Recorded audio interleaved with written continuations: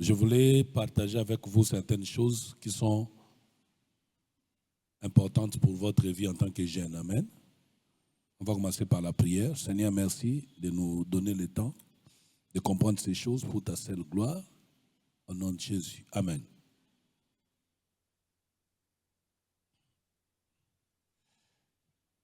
Je crois que le responsable va se disposer pour que, même une fois le mois, je récupère le temps où je n'avais pas répondu à mes rendez-vous chez vous. Je m'excuse déjà pour ça.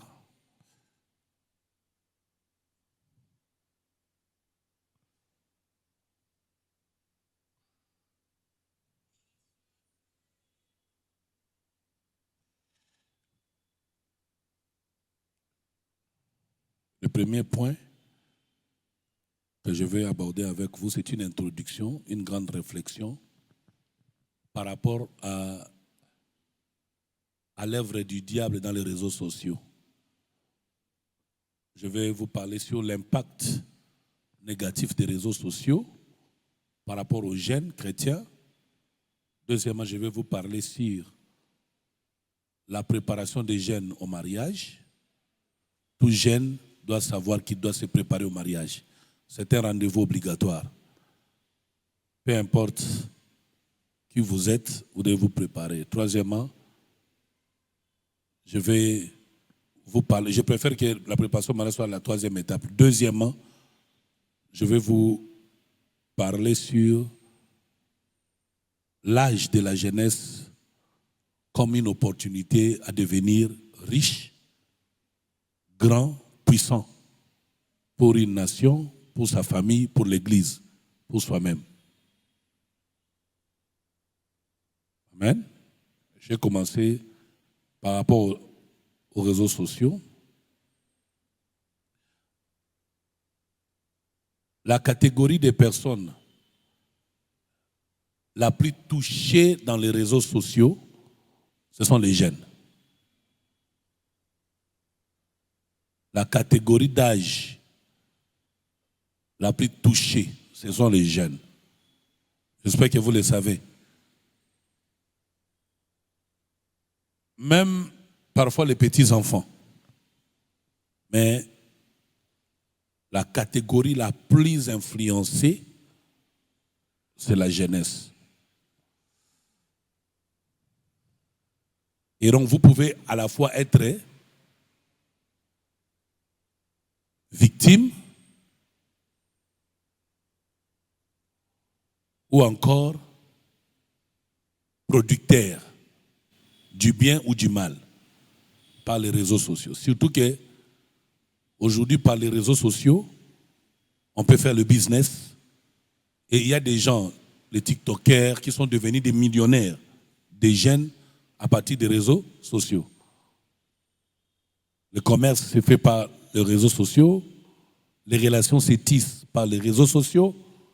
La plus grande université du monde aujourd'hui, pour les autodidactes, c'est les réseaux sociaux. Il est démontré aujourd'hui qu'on peut devenir docteur en droit, en économie, docteur dans toutes les sciences possibles à partir des réseaux sociaux. Et donc, je voulais non seulement vous encourager à utiliser cet outil-là comme une opportunité pour vous informer et vous former, comme une opportunité pour vous permettre à vous enrichir dans le cadre des affaires, comme une opportunité pour se connecter au monde et aux gens, mais aussi pour que vous ayez usage de cet outil-là par rapport à des choses. Premièrement, l'évangélisation et deuxièmement, la désintoxication. Les amis, l'église locale, construite en bois ou en briques ou en fer, peut vous refuser l'opportunité d'être un meilleur prédicateur. L'église peut vous refuser d'avoir ou d'être en face des millions de personnes. Mais les réseaux sociaux vous donnent cette opportunité-là. D'être prédicateur devant des millions de personnes. N'est-ce pas, le Seigneur a dit, allez Quelqu'un connaît les passages? Allez, faites de toutes les nations de la terre mes disciples. Quelqu'un connaît ça? Qui peut me dire ça? C'est dans quel livre de la Bible? Allez, faites de toutes les nations de la terre mes disciples. Jaébé, oui. Matthieu 28, combien? 18 et combien? On peut acclamer. Matthieu 28, 18, 19, 20. La Bible nous montre là-bas l'ordre suprême. Jésus, après avoir formé les disciples, il a donné l'ordre de partir pour prêcher. Aller, pour Jésus, c'est une motivation, un encouragement, un ordre. Et deuxièmement, c'était un signal que Jésus faisait confiance que ses disciples étaient prêts, étaient matures. Il ne pouvait pas les envoyer s'ils n'avaient pas atteint la maturité. Donc si vous voyez un jeune obéir à l'ordre suprême de prêcher l'évangile au monde, sachez que ce jeune-là est mature. Tout jeune chrétien qui ne prêche pas l'évangile aux païens jusqu'aux extrémités de la terre, il est immature. Et l'avantage avec les réseaux sociaux, c'est que vous pouvez atteindre les États-Unis par les réseaux sociaux. Donc vous allez facilement accomplir l'ordre suprême selon lequel jusqu'aux extrémités de la terre. Quelqu'un comprend ça? Je crois même que Jésus, un grand prophète, quand il disait jusqu'aux extrémités de la terre, il ne se limitait pas à nous voir chercher le visa à l'ambassade pour voyager. Ce n'est pas impossible. Mais Jésus connaissait que nous serons en ce temps-ci où la technologie, dans son avancée, va nous donner un outil avec lequel on peut aller loin. Locadi, viens. Locadi, viens, Locadi. Ce n'est pas Locadi, cette fille-là. C'est elle, réveillez-la, elle prie. Quand elle finit, viens. Viens, c'est elle. Elle est connue dans le monde entier telle qu'elle est. Elle est tiktokeuse, chrétienne. Est-ce que j'ai dit la vérité? J'ai envoyé ces petites vidéos chez beaucoup de gens. Partout là, dans les nations. Et les gens sont contents de lui. On peut acclamer. Mais elle est ici au Congo. Elle n'a jamais été aux États-Unis, au Canada. Mais son message est déjà arrivé. L'évangile. Donc elle est déjà allée jusqu'aux extrémités de la terre. Je crois que c'est la seule, en dehors des pasteurs. Non, deuxièmement, Yakanda. Lui aussi. J'ai vu, il a commencé ce travail-là dans les réseaux sociaux. On peut acclamer, viens.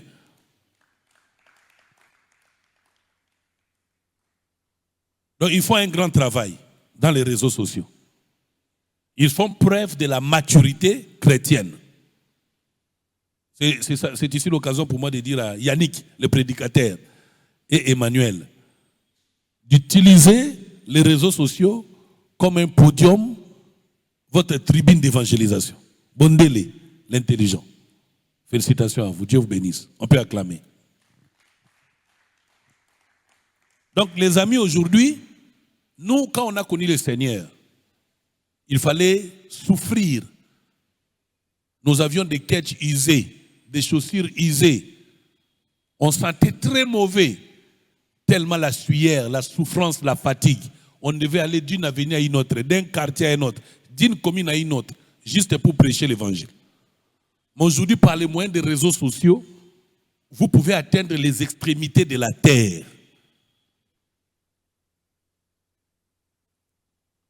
Et ça, c'est vraiment une meilleure opportunité que Dieu a donnée aux jeunes que vous êtes.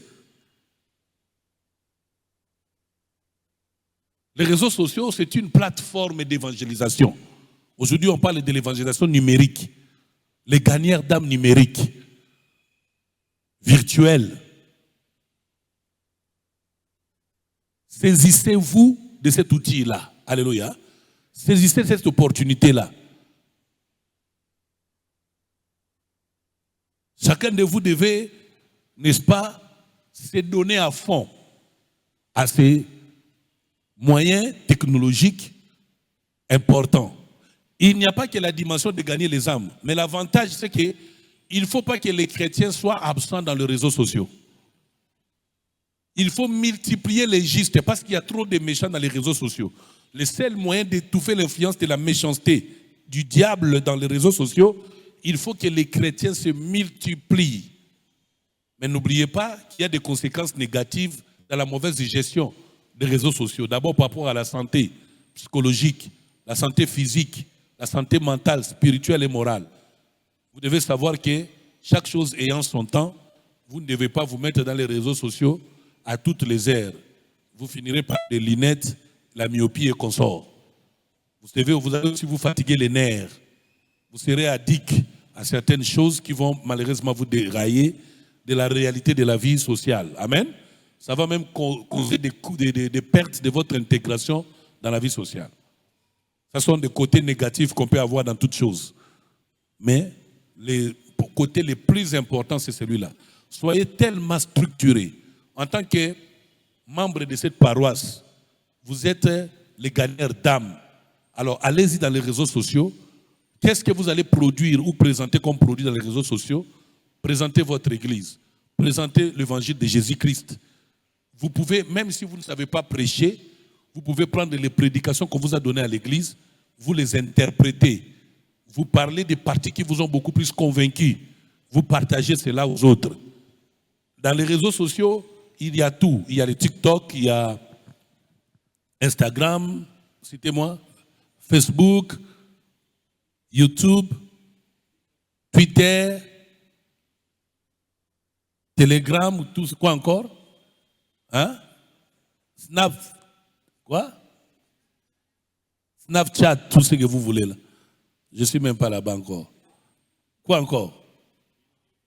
Hein? Imo. Soyez présents partout là-bas. Lokadi, tu peux nous montrer un peu TikTok, nos vidéos, nos tu en as sur place. Tu as une de tes vidéos là. Montre-nous, je vais vous. Elle est dans le TikTok là, elle fait des petites vidéos. Elle parle que de Jésus.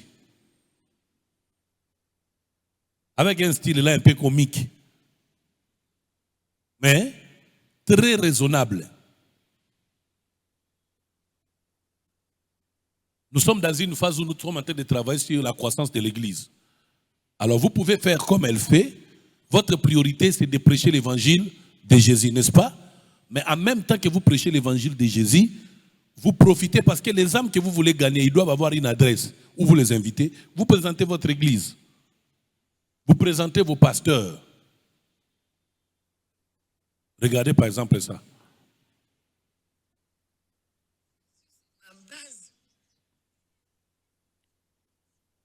Je me demande, c'est toujours ta voix ou c'est la voix des Nigériens? Tu interprètes, hein? Là, tu vois, elle coupe un peu les paroles des films interprétés en anglais vers le français et elle prend ça.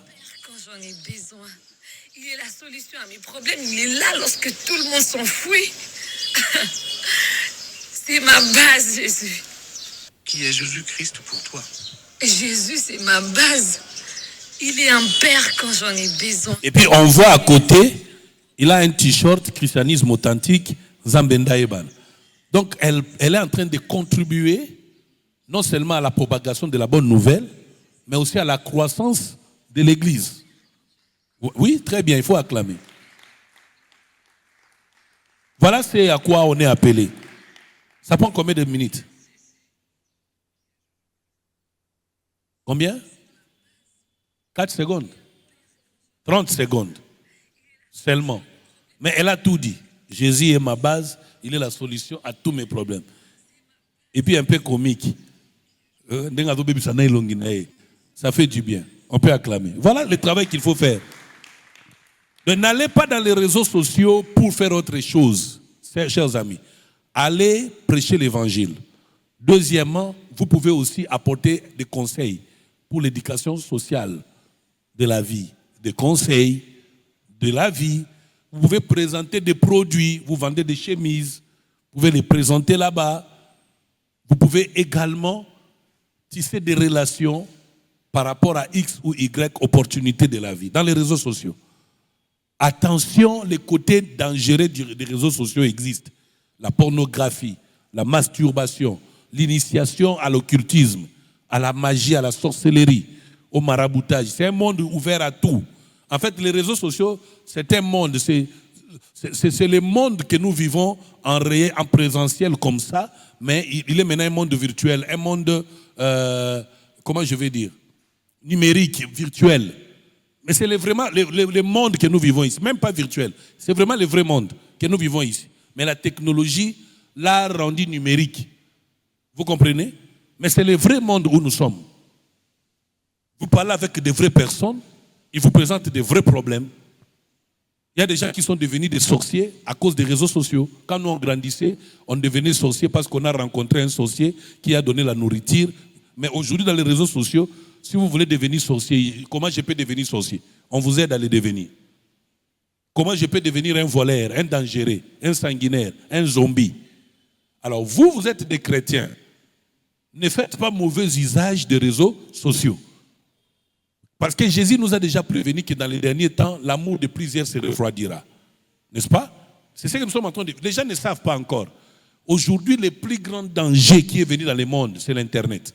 Et comme je l'ai toujours dit, le Seigneur me l'avait montré.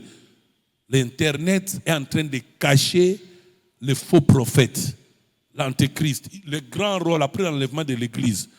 L'Internet va jouer un rôle incroyable dans l'humanité tout entière. C'est cette statue-là que Daniel avait vue, où la pierre est descendue, a détruit la statue, qui était mélangée de fer et d'argile. C'est cet Internet. Les eschatologues, la plupart, ont donné des interprétations erronées, mais c'est vraiment l'Internet, qu'on ne vous trompe pas. Et ce que nous voyons se paie. Ce que nous voyons se paie avec comme l'intelligence artificielle. D'ici 3 ans, 5 ans ici, c'est déjà sous d'autres cieux. Mais vous savez déjà qu'il y a des prisons virtuelles aujourd'hui. On peut arrêter quelqu'un au lieu de le condamner à mort pendant toute la vie, ou bien les gens qui doivent faire la prison de 20 ans, 50 ans. Aujourd'hui, avec l'avancée technologique, il y a possibilité qu'on mette quelqu'un dans une prison pendant quelques heures. Mais il se rend compte comme s'il a fait 20 ans là-bas en prison. Hein? On le branche dans les appareils. Ça lui donne les effets de quelqu'un qui a fait 20 ans en prison. La même chose, il y a des appareils pour rendre des gens dangereux, méchants, mauvais, sans cœur, sans émotion. On peut juste vous faire porter des casques et on vous réanime à vous donner l'identité que vous voulez. Vous voulez devenir sanguinaire, méchant, dire comment on peut juste vous programmer, on place une application. Vous savez qu'aujourd'hui, avec l'avancée technologique, on peut modifier même l'ADN d'une personne. Il y a des gens comme ça, ils sont malheureux à cause de leur ADN. C'est ce que nous appelons les liens héréditaires sur le plan spirituel. Aujourd'hui, technologiquement, on peut modifier la lignée d'une personne. On modifie tout ça.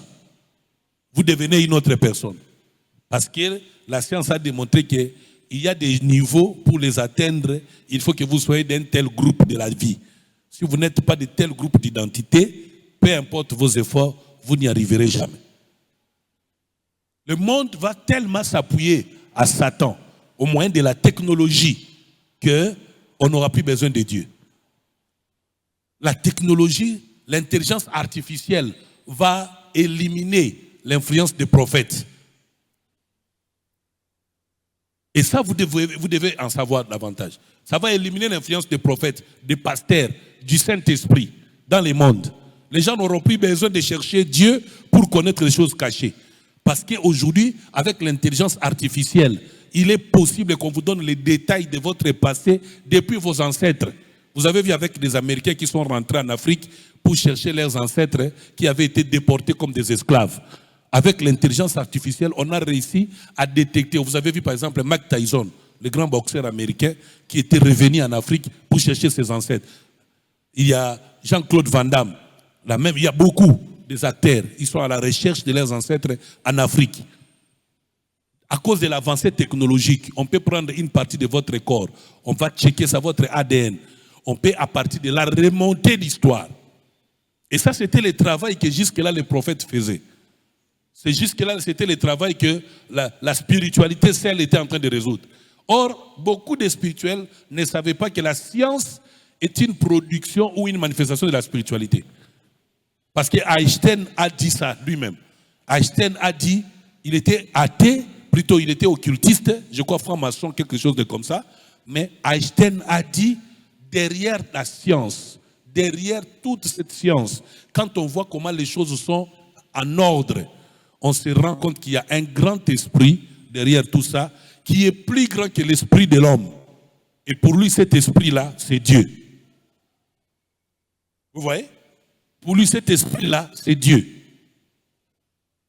Or, l'avantage que nous avons en tant que chrétiens par rapport aux autres personnes, c'est qu'eux n'ont pas l'histoire, n'ont pas l'évidence par rapport à l'existence de la toute-puissance de Dieu. Mais nous, en tant que chrétiens, par la foi, à cause de la grâce que Christ nous a fait, nous connaissons ces choses. Parce que regardez, comment Shadrach, Meshach, Abnego se retrouvent dans une fournaise ardente, rallumés cette fois, ils ne meurent pas. Comment Daniel est dans la fosse aux lions, mais les lions sont affamés, ils ne meurent pas. Vous voyez? La grande science, la science la plus élevée, comme Ésaïe 11 décrit, à partir du premier verset, deuxième, troisième, quatrième, il nous dévoile l'Esprit Saint, ses capacités, l'esprit d'intelligence, de sagesse, de conseil. Donc nous les chrétiens, nous avons la matière, nous avons l'évidence. Nous avons avec nous aujourd'hui l'opportunité de découvrir dans la profondeur, dans la hauteur, dans la largeur, dans la longueur, l'immensité de notre Dieu. En fait, ce que la science est en train de nous montrer, ce sont au contraire, pour nous les chrétiens, de preuves tangibles que notre Dieu est le Dieu tout-puissant. Vous voyez?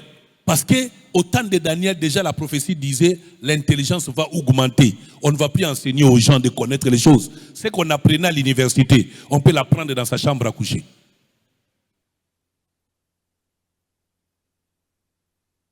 Quelqu'un comprend ça? Alléluia. Et donc, face à ces défis, vous les chrétiens, vous devez être préparés. C'est pourquoi je vous dis, allez-y dans les réseaux sociaux pour être non seulement formés, mais informés. Il y a des informations que vous recevrez dans les réseaux sociaux qui vont davantage édifier votre foi. Il y a la formation que vous recevrez dans les réseaux sociaux qui vous rendront équilibrés. Mais attention, il n'y a pas que ça. Les réseaux sociaux sont aussi la porte du diable. Ça dit que les réseaux sociaux peuvent aussi vous déstabiliser si vous n'êtes pas fermé dans votre foi. Voilà pour moi l'occasion de vous encourager à suivre les cours des affermissements. Aussi à connaître l'eschatologie. Parce qu'il faut, au niveau de la jeunesse, commencer à enseigner l'eschatologie. Parce que le monde tel qu'il est en train d'aller, le seul enseignement qui va garder la foi dans les chrétiens, c'est un enseignement eschatologique. Le seul discours qui gardera notre foi en Jésus-Christ, c'est l'eschatologie. Parce que grâce à l'eschatologie, c'est la science des événements futurs. Grâce à l'eschatologie, le Saint-Esprit nous a aidés à être préparés aux événements qui viennent. Nous savons déjà, par exemple, dans Matthieu 24, Jésus avait annoncé des événements. La foi de plusieurs va se refroidir. Nous le savons. Il nous avait déjà averti qu'il y aura un temps où les gens vont renier la vérité. Ils vont calomnier le nom du Seigneur. Ce qui fait qu'un chrétien comme moi, quand je suis dans les réseaux sociaux, ce n'est pas étonnant. Parce que les noms les plus calomniés dans les réseaux sociaux actuellement, c'est le nom de Jésus-Christ. Si vous n'avez pas suivi les enseignements eschatologiques, si vous ne suivez pas les cours des affermissements, vous ne suivez pas une école biblique, vous n'allez pas tenir dans la foi. Vous n'allez pas. Parce qu'il y a une prophétie qui dit que l'Afrique va se réveiller en ces temps de la fin. Effectivement, tout donne prêt à croire que l'Afrique est en train de se réveiller. Mais elle se réveille de quelle manière? Elle ne se réveille pas par un réveil du Dieu Tout-Puissant en termes de Jésus-Christ par rapport à la foi liée à la spiritualité des chrétiens.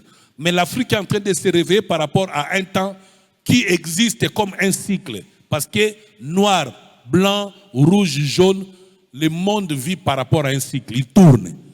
Et quand c'est votre temps, vous cessez d'être fort, vous devenez esclave. Quand ce temps-là passe, le temps des autres arrive.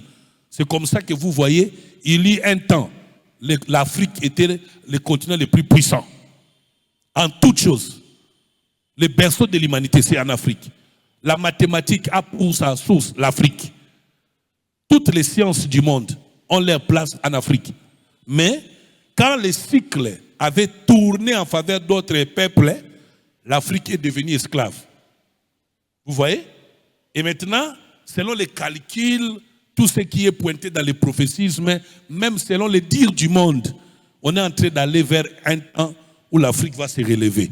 Mais quand l'Afrique va se relever, parce qu'aucun continent ne peut se relever sans enterrer une spiritualité. Et donc, il s'est fait que le christianisme particulièrement est ciblé. Satan fait la guerre contre les chrétiens, contre les saints que nous sommes. L'objectif, c'est qu'on va fermer les églises, comme on a commencé à faire là-bas au Rwanda. On va fermer l'église.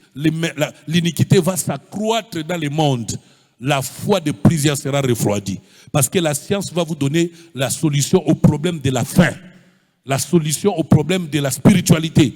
La science va vous donner de fausses informations. Un semblable de paix va arriver dans le monde.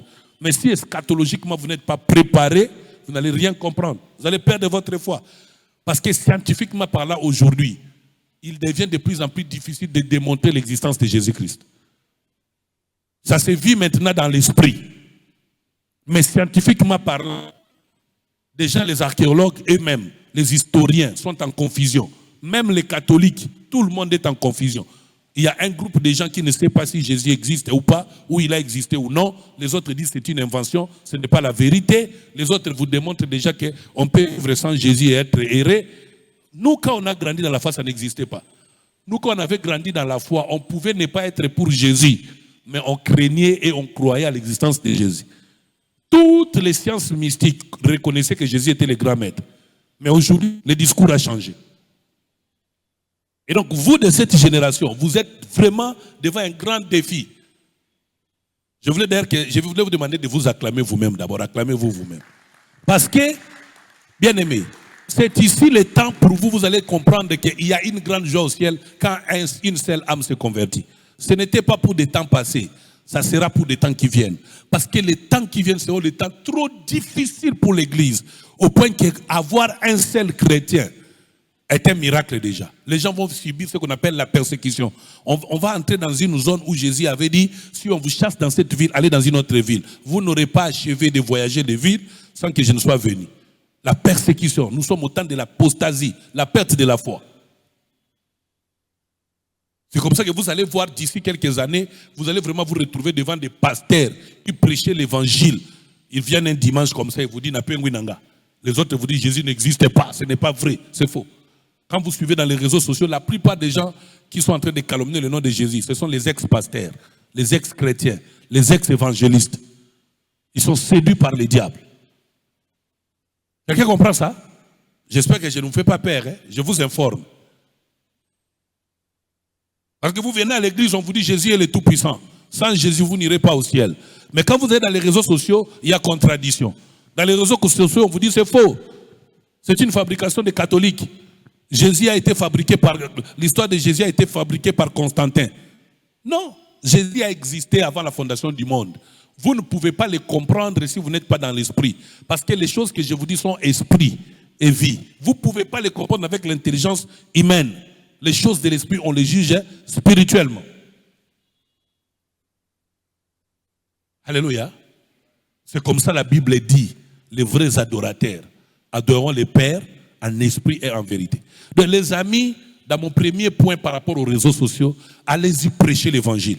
Vous allez rencontrer la résistance, la contradiction.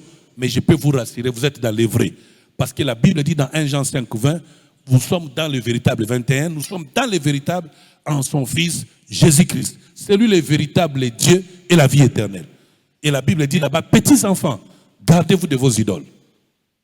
Nous sommes au temps de l'idolâtrie. Nous sommes au temps où l'homme a tellement péché et il ne veut pas se repentir.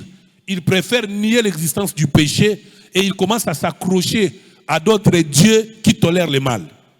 Parce qu'il y a les dieux du mal, il y a les dieux de l'impudicité, il y a les dieux de la souffrance, il y a des dieux comme ça.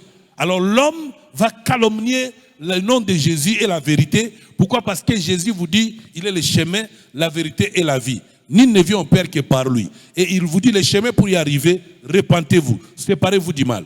Le monde, dans son incapacité, dans sa séduction, dans sa faiblesse, dans son amour du monde, les gens du monde vont préférer qu'on leur dise que les péchés n'existent pas.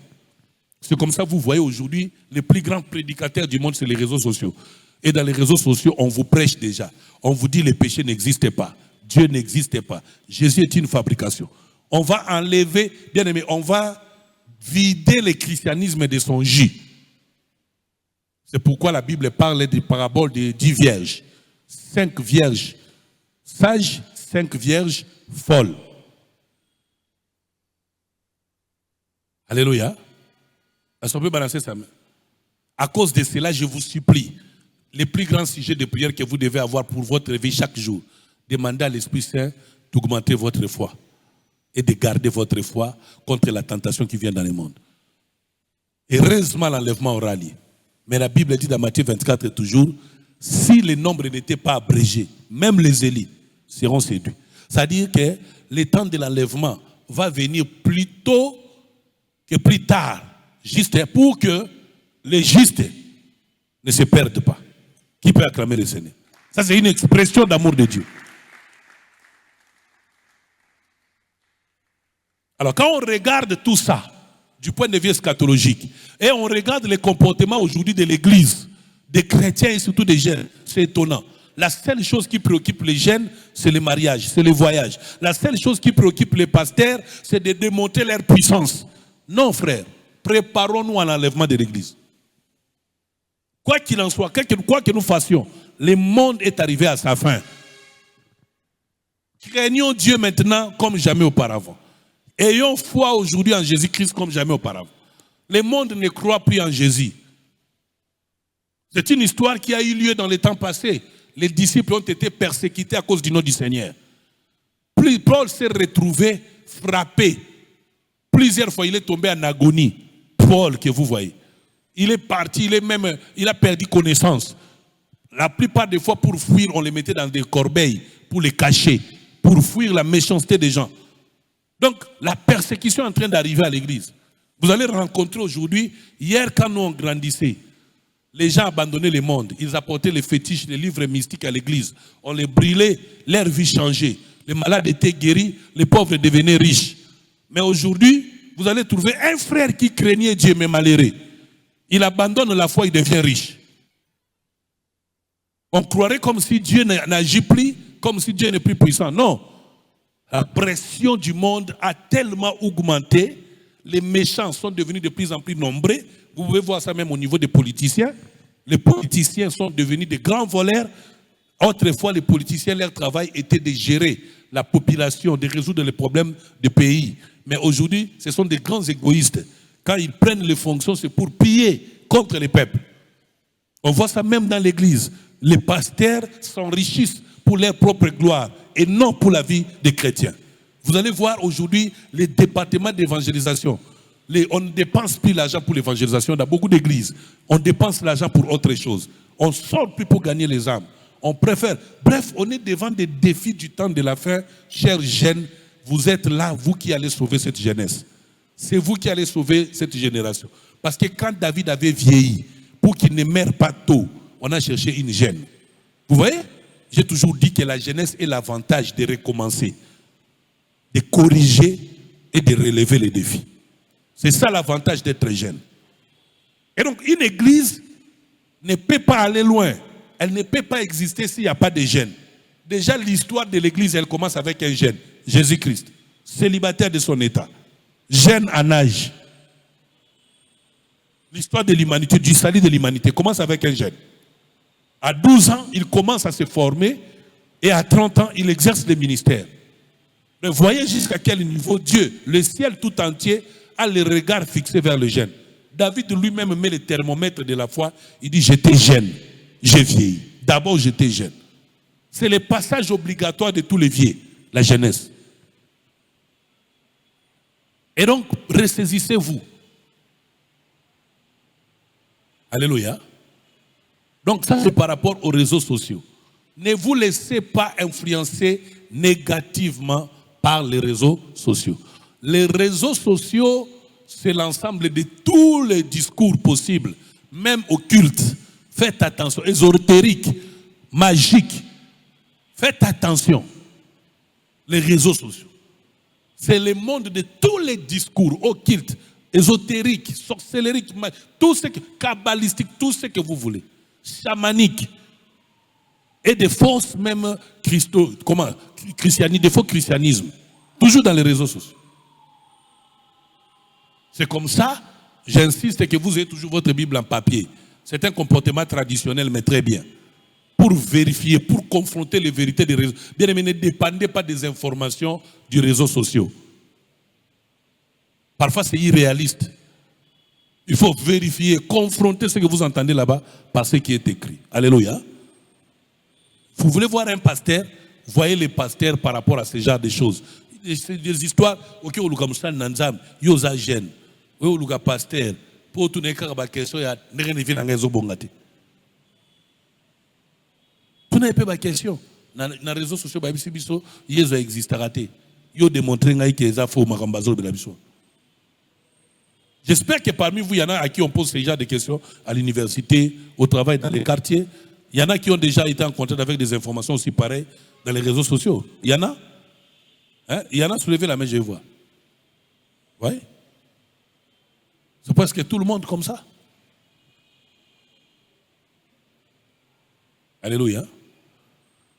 Donc c'est important de les savoir. Deuxièmement, je rentre par rapport à la jeunesse et la vie sociale. Les amis, ne rêvez pas.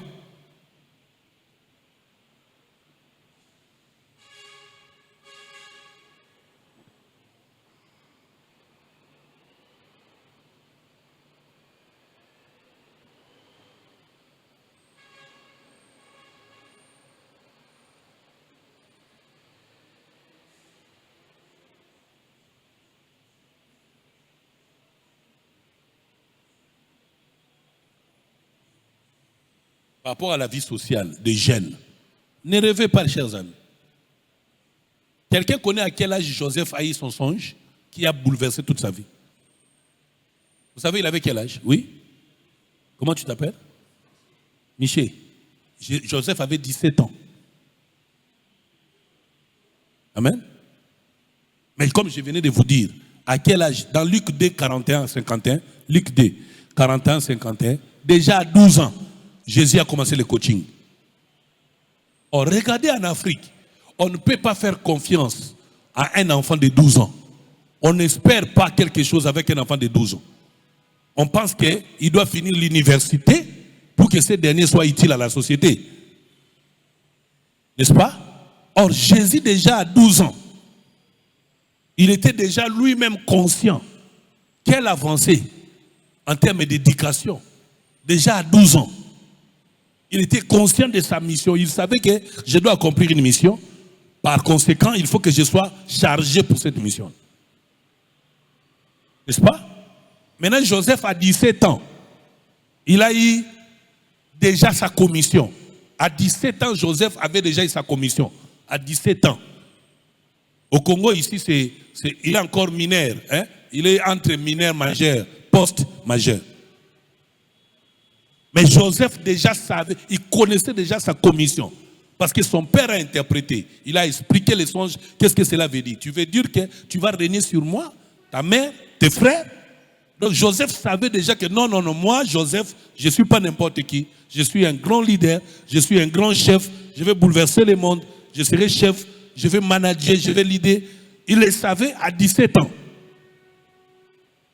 Or, ce que vous ne savez pas, l'organisation scientifique de notre pays, pour le cas de la RDC, a décimé les destinées. C'est comme ça que vous entendez de temps en temps, on parle de la réforme scientifique. Déjà, quand vous essayez d'observer les budgets alloués à la recherche scientifique dans notre pays, il est médiocre.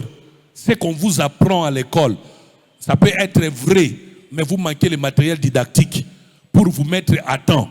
Aujourd'hui, les expériences que vous devriez avoir en termes de préparation de votre carrière, la partie pratique n'existe presque pas. Il y a des bibliothèques dans différentes... Il y a des universités d'ailleurs privées qui ne sont pas reconnues parfois par l'État, qui n'ont pas réuni toutes les conditions. Les gens étudient là-bas. Le seul privilège, on balance seulement le diplôme. Vous êtes quelqu'un diplômé d'État, il ne sait pas écrire ni parler français. Il ne sait même pas écrire son propre nom, diplômé d'État. On vous lui dit combien de pourcents? 70, 80, 80%. Et quand vous voulez les bonnes écoles, ce sont de grosses dépenses. Et ce ne sont pas des écoles qui ont l'accès à tout le monde. Déjà, ce sont des signes de faiblesse par rapport à l'opportunité pour la jeunesse de notre pays de commencer à être conscient de sa responsabilité dès l'âge de 12 ans ou 17 ans. C'est réservé à une classe de nantis. Ce n'est pas n'importe qui, quel parent qui a les moyens pour payer les minervales de ses enfants à un certain niveau. Ce n'est pas donné à tout le monde, chers amis. Donc ça devient un défi. Aujourd'hui, il y a des gens qui veulent étudier, mais qui ne vont pas étudier parce qu'ils n'ont pas de moyens. Les parents n'en ont pas, eux-mêmes n'en ont pas. Ils ne peuvent pas. Les autres sont découragés, ils ne peuvent pas étudier. Pourquoi? Parce qu'ils voient que ceux qui ont décroché de gros diplômes, il n'y a pas d'emploi. J'ai suivi le gouverneur. Il dit à certaines personnes là-bas, les journaliers, on va commencer à vous payer 5 $. Ils étaient contents, ils acclamaient. Quand vous prenez 5 $ fois 30, c'est 150 $. Quand vous enlevez le week-end, vous êtes à peu près dans les 120 $. Dans les 120 $, vous avez quel âge déjà pour être journalier à 120 $ le mois? Quel suicide! Mais vous écoutez, ils disent, on va donner l'emploi à 6 000 personnes. Ça sonne bien. Mais ce qu'on ne sait pas, les genres de travail que vous allez faire comme journalier, depuis 7h30 jusqu'à 17h ou 16h ou 15h, chaque jour, ça va vous amortir la vie. Vous allez réduire les années de votre vie, même plus de 20 ans de votre vie seront perdus.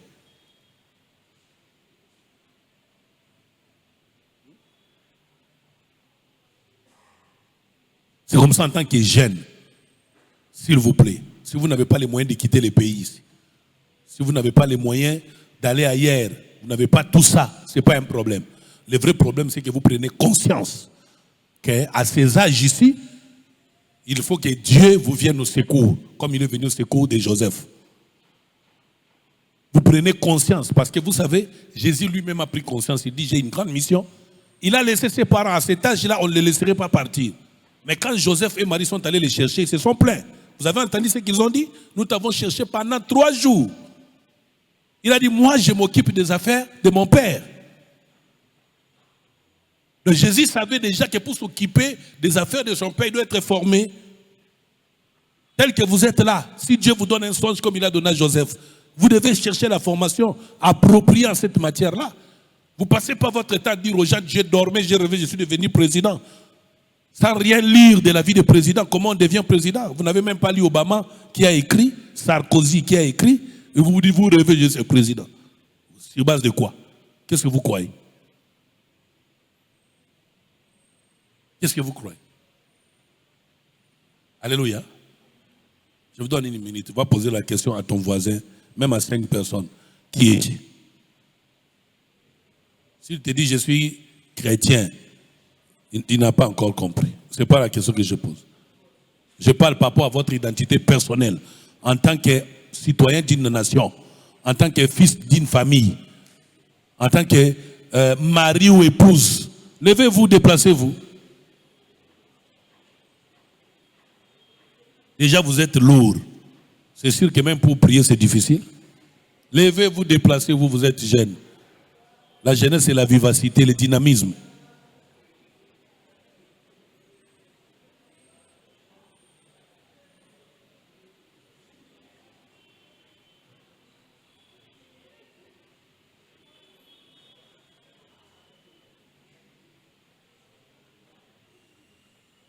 Dis maintenant, viens.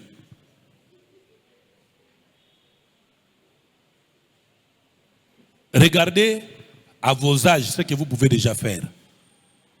Regardez ce que vous pouvez déjà faire. Vous savez que cette fille peut peut faire une vidéo de 30 secondes où elle expose sa coiffure afro, son t-shirt, son pantalon et babouche, juste pour dire aux gens, faites votre commande si vous avez besoin d'une tenue de promenade. Vous savez ça? Mais curieusement, vous allez trouver quelqu'un comme ça qui continue à se plaindre. Les parents ne m'ont rien donné. La vie est difficile. Je dois d'abord décrocher ma licence.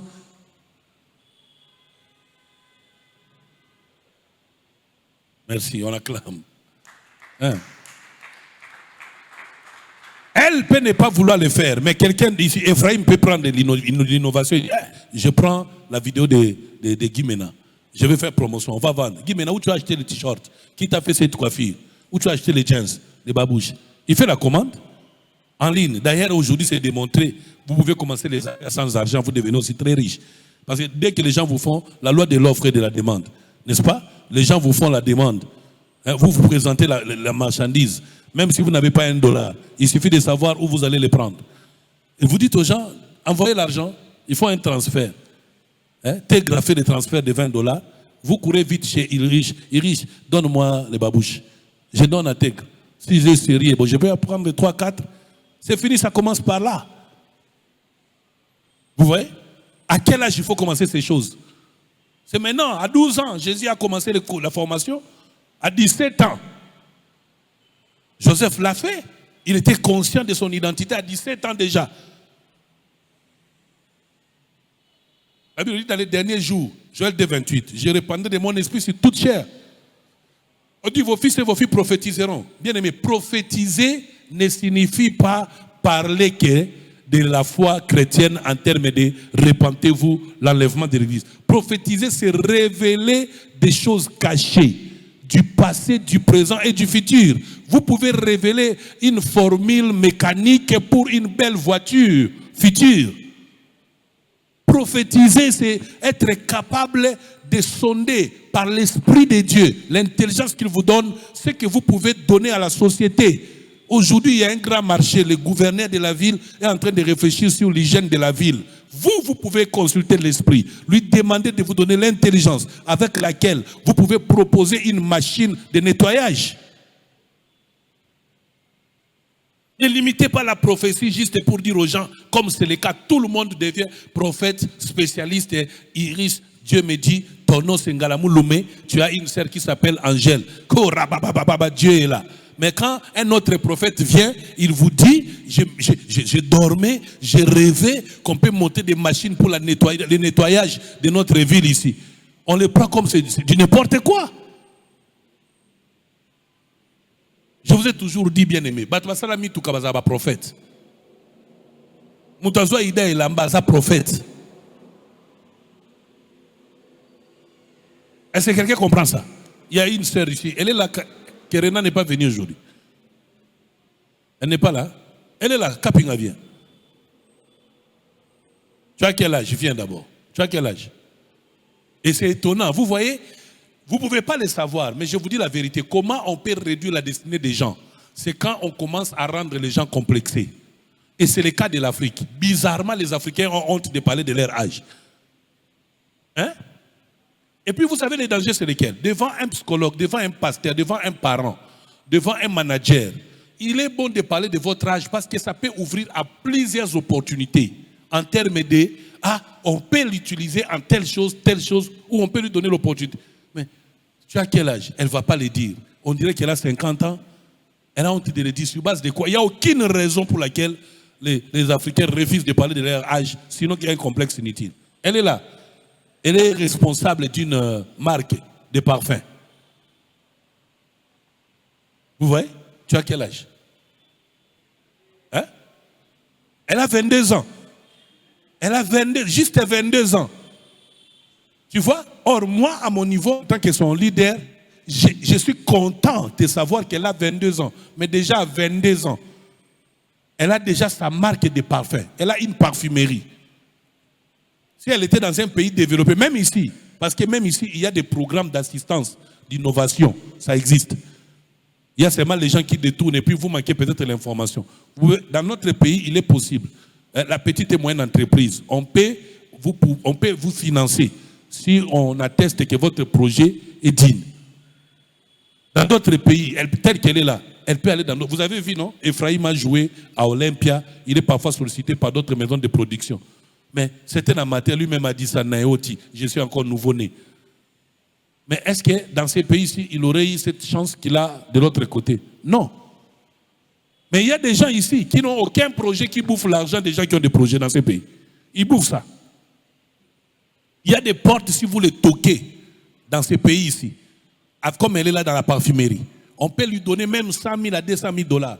Parfois même, non, avec, comment on dit, les gens ici, comment ça s'appelle encore? FPI, Fonds de la promotion industrielle. Vous savez qu'on peut vous donner là-bas des fonds remboursables et non remboursables. Hein?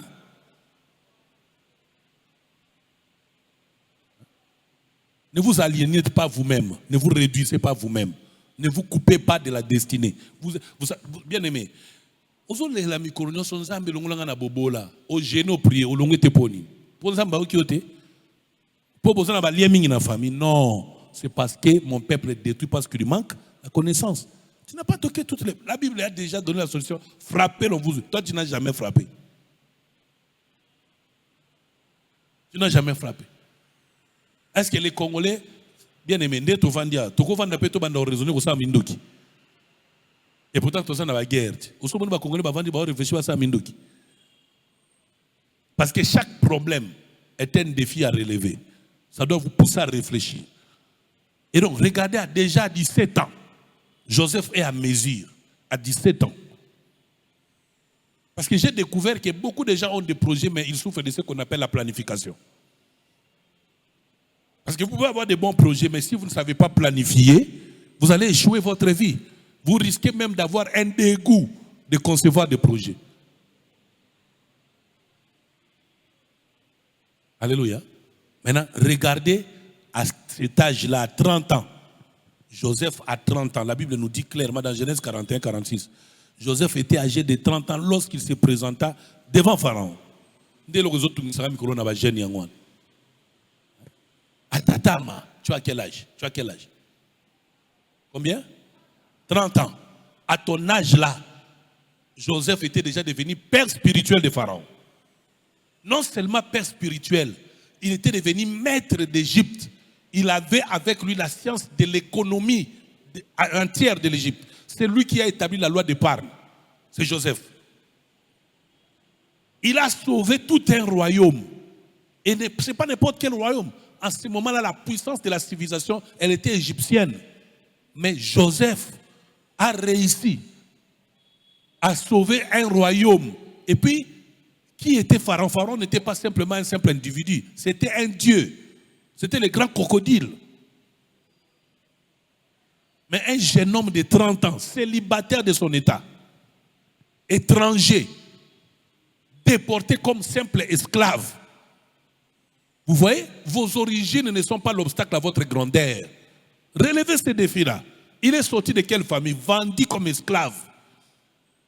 Accusé, prisonnier. La prison n'a pas interdit à Joseph de réfléchir. Sa vente, l'injustice de ses frères ne l'ont pas fait obstacle. Il a changé. Bien aimé, il faut modifier l'ADN de votre destinée.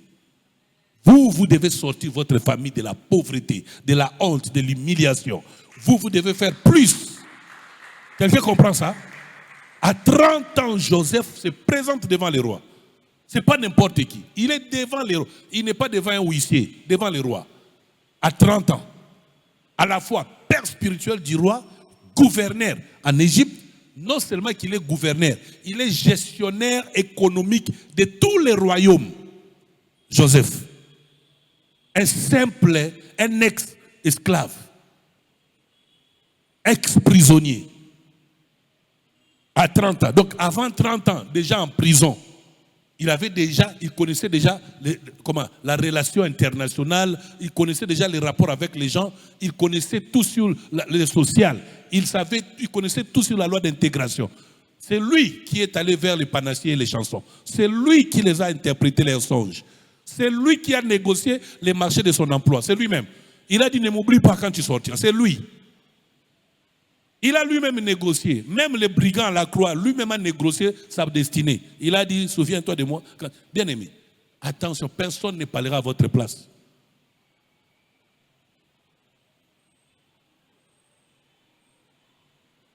Carmel, tu m'entends ou tu dors?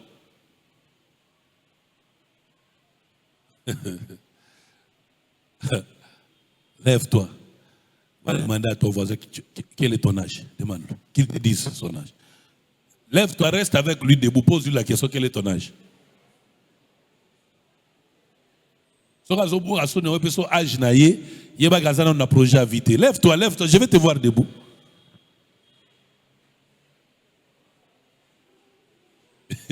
Comment tu t'appelles?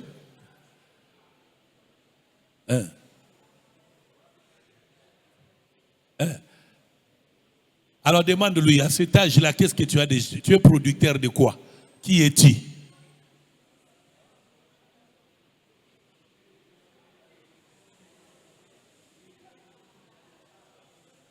Au moins, on a âge mouki ozana songi ya ba maman, ya ba 80 ans. Mais ma yele ya vie à Joana, on y ngote. Bien aimé, relevons ce défi-là. À 30 ans, tu dois déjà être complet. Si tu n'as pas 30 ans, à 30 ans, tu dois déjà être complet. Si tu as déjà dépassé 30 ans, sache que tu es en retard. Tu es en retard. Il ne faut pas même chercher d'autres raisons spirituelles. Chaque chose a son temps. Dieu est le maître des temps et des circonstances. Toutes choses concourent au bien de ceux qui aiment Dieu. Arrêtez ces mensonges-là. Pourquoi toutes choses ne concourent pas à ta vie à ces âges-là? À 30 ans. Oh my God. Quelqu'un peut acclamer pour Joseph? Maintenant, acclamer, pousser les cris de joie pour le Dieu de Joseph. Très bien. Qui peut dire félicitations au Dieu de Joseph? Yeah. Il a rendu Joseph gouverneur à 30 ans, père spirituel du roi à 30 ans, ami du roi à 30 ans. Non seulement ça, Joseph a pris en charge toute sa famille à cet âge-là. Il s'est marié à cet âge-là.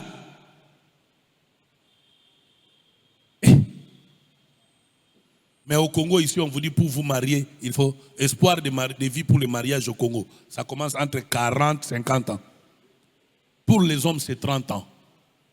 Au maxi. Pour les hommes, c'est 30 ans au maxi. Pour les filles, au maxi, c'est 25 ans. Ouais? Ah.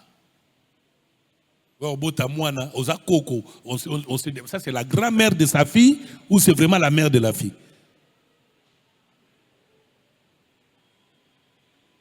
C'est pas moi qui l'ai dit. Marie s'est mariée. Marie, la femme de Joseph, s'est mariée à quel âge? Il faut faire attention. Vous risquez de désazer votre vie inutilement ici, sous des logiques bien aimées. Le problème, c'est quoi? Je crois que, c'est comme ça que j'ai dit à Pasteur, il faut organiser de temps en temps des causeries comme ça. Parce que je vais vous montrer des causes exogènes et hétérogènes des échecs des jeunes dans un pays sous-développé ou un environnement hostile. Il y a des environnements hostiles au développement des jeunes. Par exemple, le Congo actuellement est un environnement hostile à votre développement. Maintenant, il y a une loi biblique et surnaturelle qui vous dit comment rebâtir sur d'anciennes ruines. Vous devez connaître cette loi-là. Comment un enfant, un jeune qui est sorti d'une famille pauvre, malheureuse, dans un pays pauvre, peut devenir riche?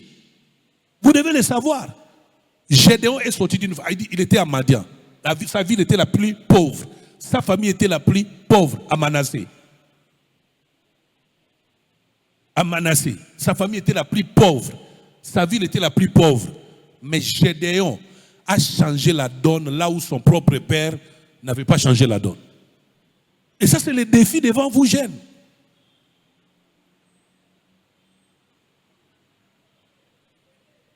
Alléluia. Vous voyez, il n'y a pas que le côté spirituel de tomber et de parler en langue. Pas que le côté prophétique que nous connaissons de façon évangélique. Mais il y a un côté plus élevé de responsabilité.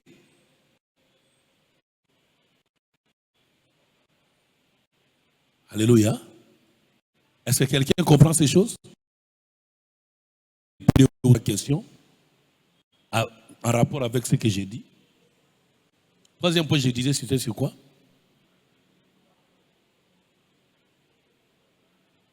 Je vous avais donné un 3 points, non?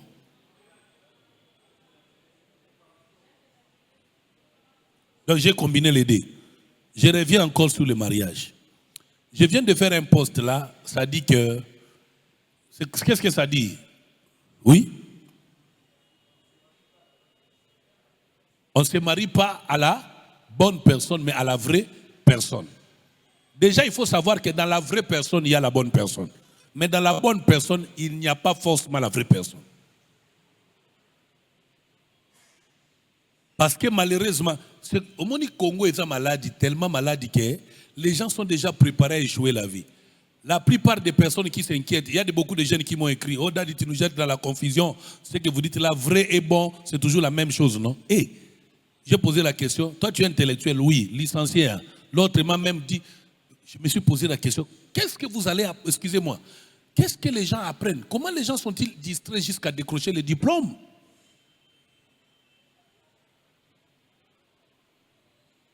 C'est pas possible. Amen. Avant de revenir dans les passages bibliques, prenez votre Google si vous voulez. C'est quoi bon, c'est quoi vrai? Parce que homme normal, avant d'aller à la critique, il faut d'abord que vous faites votre autocritique. Faites un peu de recherche.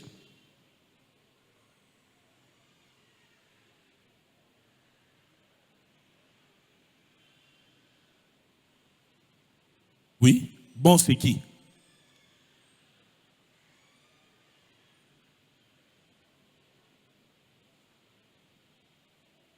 Quand on dit il est bon, on dit il est vrai. Bon, c'est qui?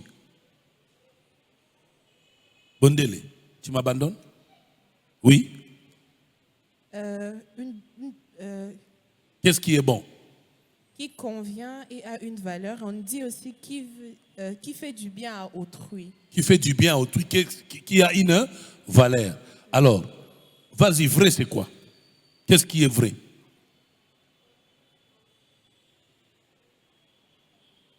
Parce que les gens sont dans les pièges de nuances. Il y a nette différence, oui. Le vrai, c'est ce qui représente un caractère de vérité, à quoi on peut et on doit donner un réel. Et, ouais. Va maintenant dans les synonymes. Les synonymes de vrai, c'est quoi? Déjà, on dit là-bas ce qui a un caractère de vérité, c'est ce qui est authentique. Donc, ce qui est sans négociation, ce qui n'est pas à partie, ce qui est totalement ça. On n'a pas à discuter, à douter. Le synonyme, c'est ce qui est certain, ce qui est exact, Exact. ce qui est sûr, véritable, incontestable. Or, selon la faiblesse de la culture humaine, en termes de fraude ou de tricherie, vous allez déjà découvrir que ce que nous appelons bon, très généralement n'est pas bon. Jusqu'à ce que Jésus vienne, on se rend compte que les vins que les gens avaient coutume de boire n'étaient pas aussi bons que celui que Jésus a offert. Et pourtant, on croyait toujours que c'était bon vin. Vous voyez? Donc, quand je parle de la bonne personne et la vraie personne, la nette différence, c'est en deux choses. Première chose, la bonne personne peut être là dans votre vie, en train de vous donner toutes les meilleures choses. Or, en tant que chrétien, dans le monde spirituel, par rapport au mariage, nous ne nous marions pas à une personne parce qu'elle est polie, parce qu'elle est humble, parce qu'elle est belle. Nous nous marions à une personne parce que c'est la volonté de Dieu. Or, la volonté de Dieu, c'est ça l'authenticité, c'est ça la vérité, c'est ça ce qui est exact, c'est ça ce qui est vrai. Et dans la vraie personne, il y a toujours la bonne personne. Or, dans la bonne personne, on peut ne pas avoir la vraie personne. C'est comme ça, vous voyez, les gens sont dessus. C'est lui l'homme de ma vie. Mais un jour, le monsieur s'est marié à quelqu'un d'autre. Je viens de voir ça. J'ai traité un cas pareil. Une sœur s'est donnée à un frère, corps et âme. Elle a espéré que voici l'homme de ma vie. Ils ont commencé à vivre ensemble, à organiser même les mariages. Mais une nuit, le frère s'est réveillé. Dieu lui a dit ce n'est pas elle. Malgré qu'elle est gentille, malgré qu'elle est polie, elle est humble, malgré qu'elle est belle, malgré que tu l'aimes. Mais moi, j'ai préféré pour toi quelqu'un d'autre. Alors, ça nous remet à un débat qui est dangereux en ces temps de la fin. Dans les soucis de satisfaire les chrétiens et les jeunes, beaucoup d'églises, des enseignants et des pasteurs ont commencé à réduire les angles de la vérité de la parole de Dieu. Vous entendez les gens en train de vous enseigner pour dire vous n'avez pas besoin de connaître la volonté de Dieu pour le mariage. Dieu ne va pas venir vivre avec vous, avec cette femme-là au mariage. Ne cherchez pas, c'est à vous de faire le choix. Les amis, ça c'est une invention du monde des ténèbres. Regardez le monde. Quand nous grandissions, on avait plus de divorces dans le monde que dans l'église. Mais aujourd'hui, c'est partout il y a divorce. Vous savez pourquoi? Parce que nous commençons à imiter le monde.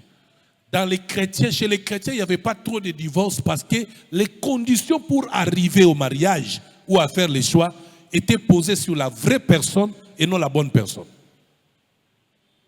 N'est-ce pas? Maintenant, le monde, sa condition est posée sur la bonne personne, mais pas la vraie personne. C'est comme ça, il y a beaucoup de divorces dans le monde. Or, notre Dieu, en nous appelant au mariage, il ne nous a pas appelés pour le divorce. Et bien aimé, il n'y a aucun intérêt en Dieu de vous compliquer pour le mariage.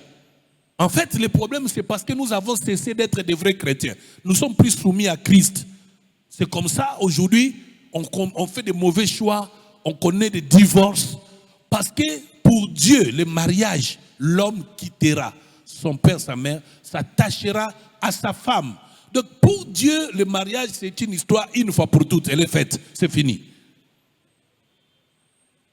Jésus a même dit que c'est à cause de l'incrédulité de vos cœurs que Moïse a parlé de divorce. Sinon, au commencement, il n'en était pas ainsi. Quand Dieu a créé Adam et Ève, il ne les avait jamais créés pour le divorce. C'est comme ça que même quand ils ont connu des sérieux problèmes, pour lesquels Adam a accusé Ève, mais il n'a pas divorcé avec Ève. Est-ce que quelqu'un comprend ça? Sinon, autrement, si le divorce est de la volonté de Dieu, ça signifie que Dieu aurait commis l'erreur. Or, le divorce a sa place dans la vie pour la simple raison que Dieu reconnaît qu'il est possible que vous faites votre propre choix en dehors de sa volonté. Et toute plante que lui n'a pas plantée, c'est-à-dire tout ce qui est en dehors de sa volonté ne va pas subsister. C'est pourquoi ma démarche est de dire à tous les chrétiens, si le monde ne veut pas m'écouter, tant mieux. Mais je vais alerter les chrétiens, allez plus loin. Au-delà de la bonne personne, cherchez la vraie personne. C'est-à-dire cherchez le choix de Dieu. Cherchez cette personne que Dieu vous a donnée. Quelqu'un me disait, Daddy, le problème c'est que toi tu n'es pas au courant que c'est très difficile pour Dieu de parler pour les choix de mariage. C'est faux. C'est pas difficile. C'est vous qui avez vos propres choix. Parce que votre pensée n'est pas la pensée de Dieu. Dieu peut te donner un homme aveugle. Qui parmi les filles qui sont dans cette salle ont déjà projeté un mariage avec un aveugle? Qui? Ou qui parmi les filles qui sont ici, si on lui donne un aveugle, sans moyens financiers, va accepter ici? Qui? Oh, les voies de Dieu sont insondables. Dieu peut te prendre, il te place devant un aveugle. N'est-ce pas? Et lui-même dans ses calculs, il sait qu'après 10 ans, je vais ouvrir les yeux de cet aveugle-là. Mais toi, tu ne connais pas ces choses. Le problème, c'est que les gens ne sont plus obéissants à la voix de Dieu. On n'aime plus écouter la parole du Seigneur. Hein? Et vous, jeunes, évitez. Nazope Sabino conseille. Le mois de septembre, je vais beaucoup enseigner sur le mariage ici. Vous allez vous rendre compte que... Parce que Dieu m'a fait grâce. J'ai un avantage. Je suis allé en retraite pendant 1 année et demie. C'est sur des questions pareilles pour lesquelles j'étais en retraite.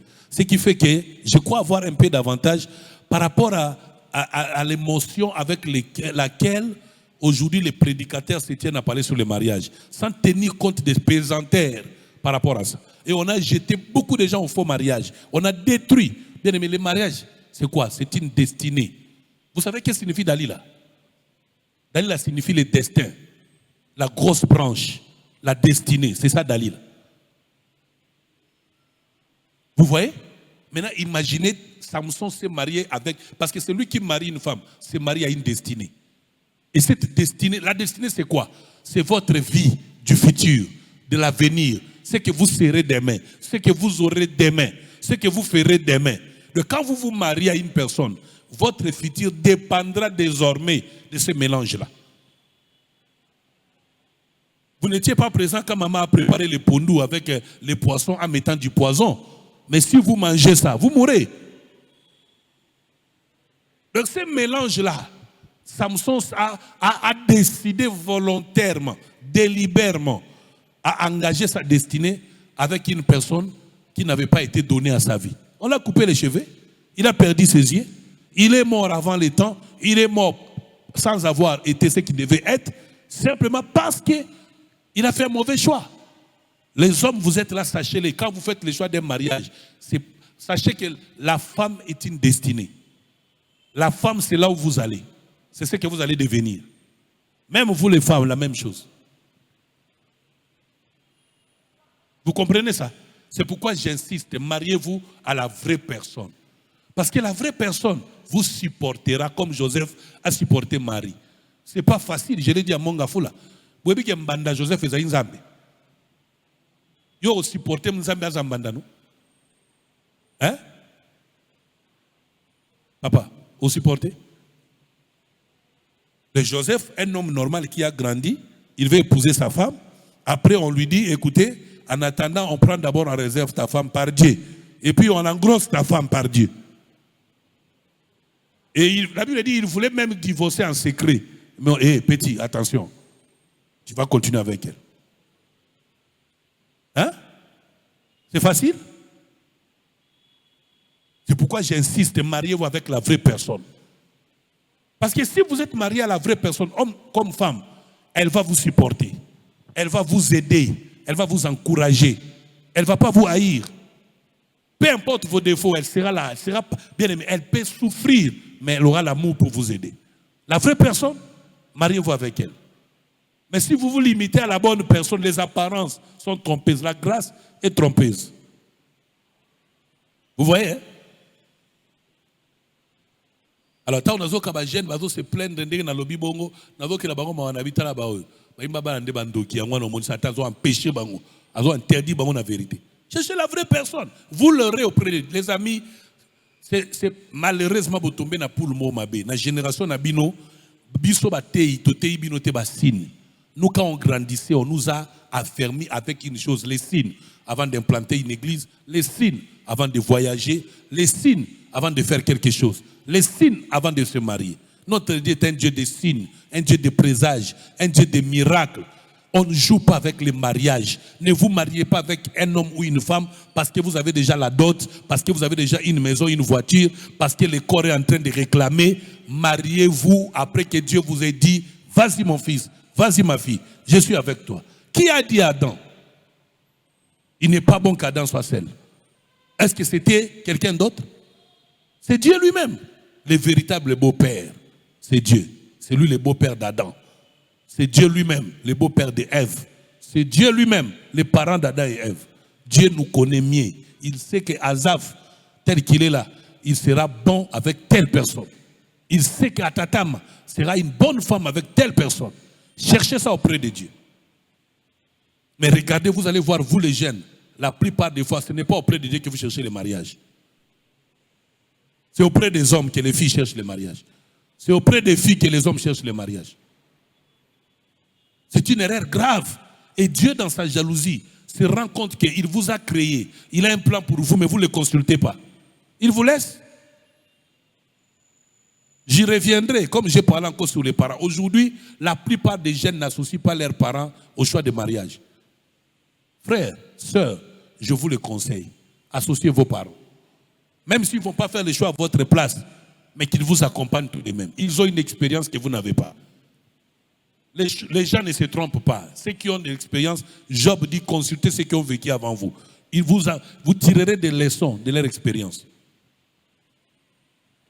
Vous tirez des leçons de l'expérience. Yozo qui est dans l'ibala, ma parano, vous voyez, bakakajori a date à Goya, Zombo à Goya. C'est là. Ligoro nda wa obala bino, ligoro doye, à côté nandako, boyambié, après supembo, à Bali, après comment le crapaud.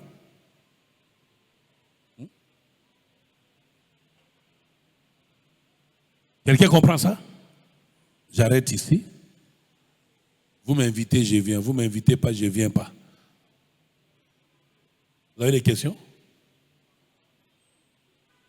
J'ai besoin de 4 questions. 2 filles, 2 garçons. Je réponds. Après, je vais vous donner une chose comme recommandation divine. Je prierai pour vous. Oui, première question. Tu donnes ton nom, tu poses la question. Tu as fait combien de pourcents à l'examen d'État? Tu fais quelles études ou quelles affaires? Voilà, dis-nous. Dis-nous tout sur toi. Bon, premièrement, Je réponds au nom d'Ariel Ngoïkanda. Donc, ma question est celle-ci.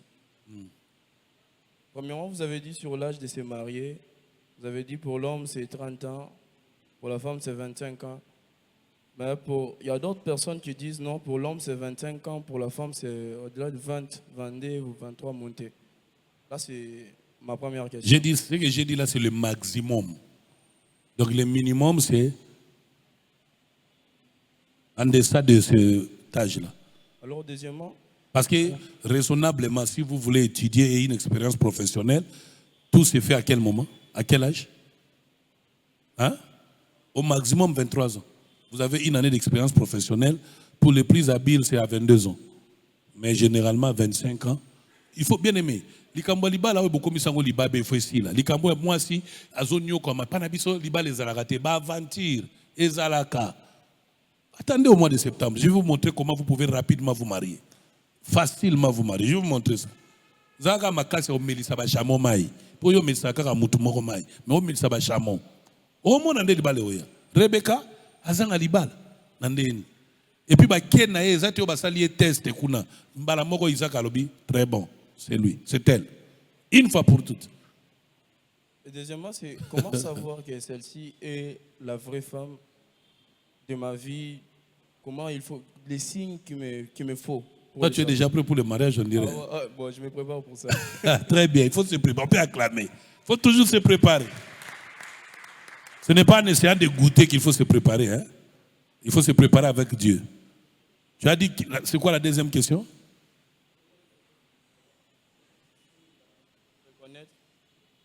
Quels sont ces signes pour reconnaître la vraie femme de ma vie? Je vous ai dit que le premier signe, il est divin. Priez, demandez à Dieu de vous donner la femme de votre vie. Il vous dira, par des songes, parce que Dieu parle tantôt d'une manière, tantôt d'une autre, par des visions, par la prophétie, qu'on a commencé aujourd'hui à bafouer. Et puis il y a mauvais usage de prophéties. Il y a des prophéties commissionnaires. Je ne parle pas de ce genre de prophéties. Des choses authentiques.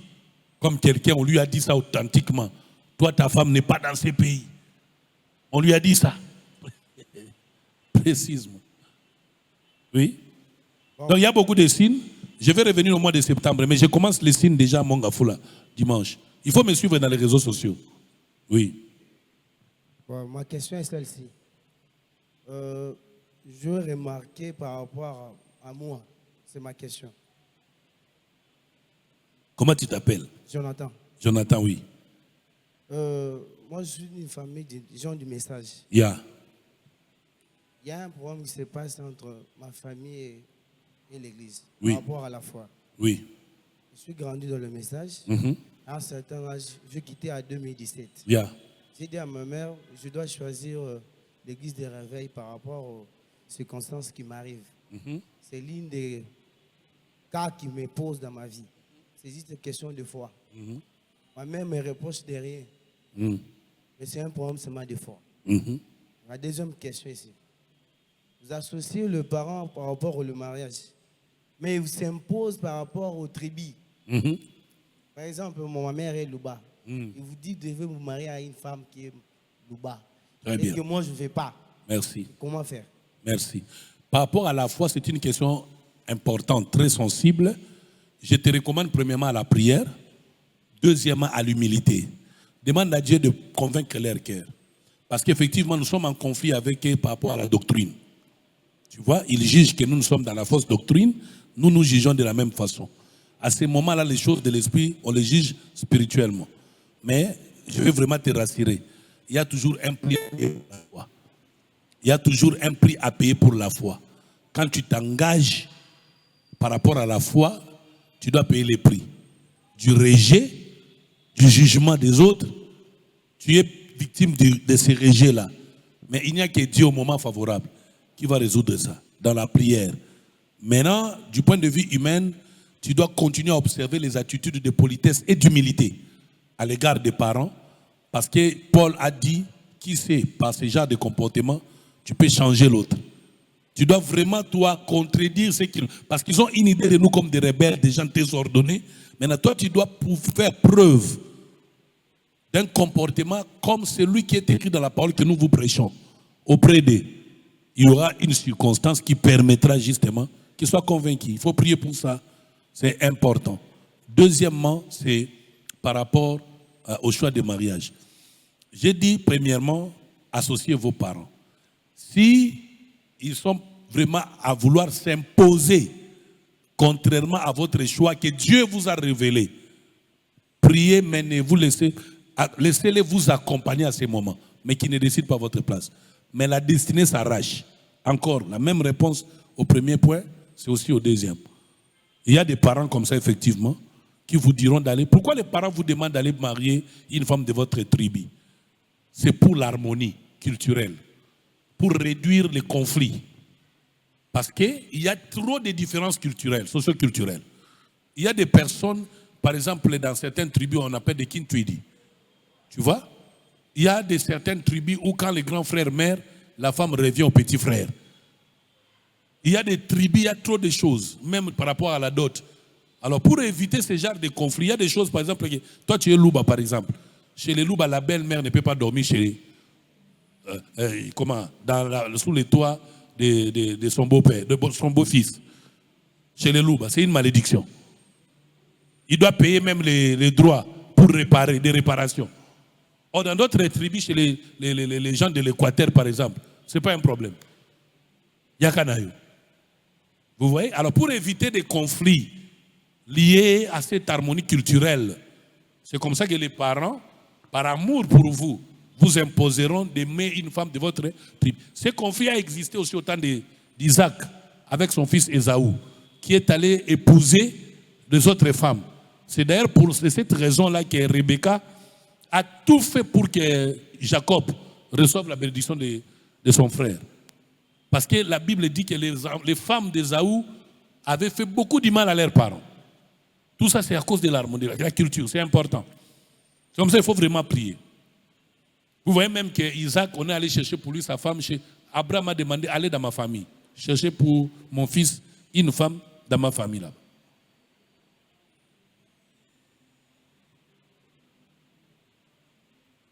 Question?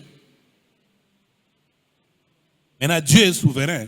Tu peux être louba, mais Dieu te dit, marie-toi à une chinoise. Tu peux être Congo, Dieu te dit, marie-toi à un louba.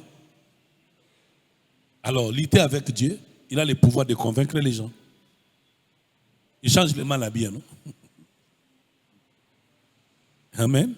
Mais ne tombez pas dans l'orgueil, parce qu'il y a beaucoup de gens, surtout les jeunes, ils font des choses par orgueil, par tututesse. Oui? Papa Eli, moi j'ai des questions. Yeah. La première, c'est comme par exemple certaines personnes disent que Mutumususu a destiné à Yakozala Yemoko. Qu'est-ce que vous pensez de ça? Est-ce qu'il faut forcément que les gens se marient dans la vie ou il y a des gens qui sont destinés à être seuls? Bon, à cause du péché, c'est pourquoi il faut que tout le monde se marie. Mais effectivement, il y a des cas exceptionnels. Paul a même dit ça dans 1 Corinthiens 7, il a commencé à parler sur le mariage. Il a dit, pour lui, à cause des temps difficiles que le monde va traverser, il a conseillé les gens, ceux qui ne sont pas mariés, de ne pas se marier. Ceux qui sont mariés, de vivre comme s'ils n'étaient pas mariés. À cause des temps difficiles. Mais Dieu le Créateur, ça c'est Paul, mais Dieu le Créateur dans Genèse 2, il dit, il n'est pas bon que l'homme soit seul. C'est Dieu. Bon, maintenant, entre la vie de Dieu, le conseil de Dieu et notre avis, qu'est-ce qui est bien? Bon. Si on va dans cette logique, parce que j'ai dit que c'est un cas exceptionnel. S'il était cas général, ça signifie quoi? Le monde n'existerait pas. Il n'y aurait aucun humain. Parce que c'est grâce au mariage que nous sommes multipliés. N'oubliez jamais ça. Il faut être reconnaissant envers les mariages. Qui peut acclamer Dieu pour cette idée géniale? Hein? Il n'y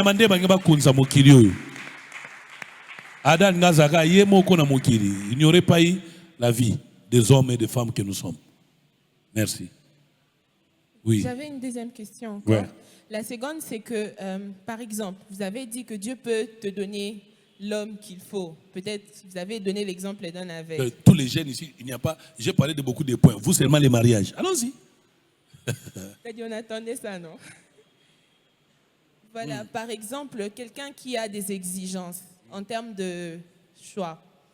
la personne s'est dit que moi, j'aimerais un homme qui soit comme ça, comme ça, comme ça, comme ça. Ouais. Mais par contre, Dieu t'impose un choix. Dieu te donne quelqu'un qui est peut-être l'opposé de ce que toi, tu envisageais en fait. Yeah. Dans ce cas-là, comment tu fais? Parce que Dieu nous demande, tout ce qu'on lui demande, c'est ce qu'il nous donne. Dieu nous a laissé notre libre arbitre, mais en même temps, sa souveraineté s'impose. Il a dit, tout ce que vous demanderez, selon ma volonté, je le ferai. Tu vois? Mais Dieu n'a pas interdit que toi, tu fasses tes indices. Il a mis dans l'homme la volonté du bien et du mal. Dieu peut placer dans ton cœur ses sentiments. De toutes les façons, Dieu ne te donnera pas la pourriture. J'insiste, ne confondez pas l'exception à la règle générale. Il y a des cas exceptionnels comme le couple Bouloba. Ça, c'est un cas exceptionnel. Comme le couple Patrice Ngoï Moussouke. Ça, ce sont des cas exceptionnels. Dieu a dit, comment s'appelle sa femme? Maman Esther. Dieu lui a dit, ton mari, c'est Patrice. Quelqu'un a connu Patrice dans le début de sa vie? Ce n'était pas un homme à épouser, excusez-moi. Mais Dieu a donné à maman Esther la révélation de frère Patrice. Quand frère Patrice n'était rien, absolument rien. Ça dit, on ne peut pas vous proposer un tel homme. Mais lui, elle plutôt a cru. Aujourd'hui, elle n'a pas raison. Regardez, mais quand vous regardez papa Patrice Ngoï Moussouko, il est aujourd'hui pasteur. Est-ce que son handicap a des inconvénients par rapport à sa vie? Cet homme de Dieu nous a donné plus de valeur, de richesse par rapport à la foi chrétienne, plus que les gens normaux. Au point que ça a compassé son handicap. Et sa femme, elle est heureuse. Vous avez vu leurs enfants? Vous voyez comment ils sont heureux dans leur mariage? Je vais même acclamer pour eux. C'est comme ça que je vous dis. Ne vous mariez pas à la bonne personne. Mariez-vous à la vraie. Tu vois, maman Esther, elle s'est mariée à la vraie personne. Couple Bouloba, la même chose. Vous savez que maman Bouloba, telle qu'elle est là, toutes ses dents là sont artificielles. Vous savez ça? Hein? Je vous épargne de certains autres détails.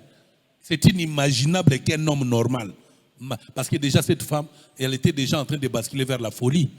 Quand Dieu a parlé à son mari de l'épouser, nous on était encore petits, vers anciens combattants à Kassavoub. Ils ont donné le témoignage. C'était une maman presque une folle que ce papa-là a épousé. Dieu lui a dit, toi tu n'épouseras pas une femme normale. Tu vas prendre cette femme-là. Tu vois? Il s'est marié à la bonne personne. Ils sont heureux. Regardez ce qu'ils ont donné au monde. Regardez combien ils sont heureux. Regardez comment c'est papa. Parce que si c'est Dieu, il vous donnera les capacités.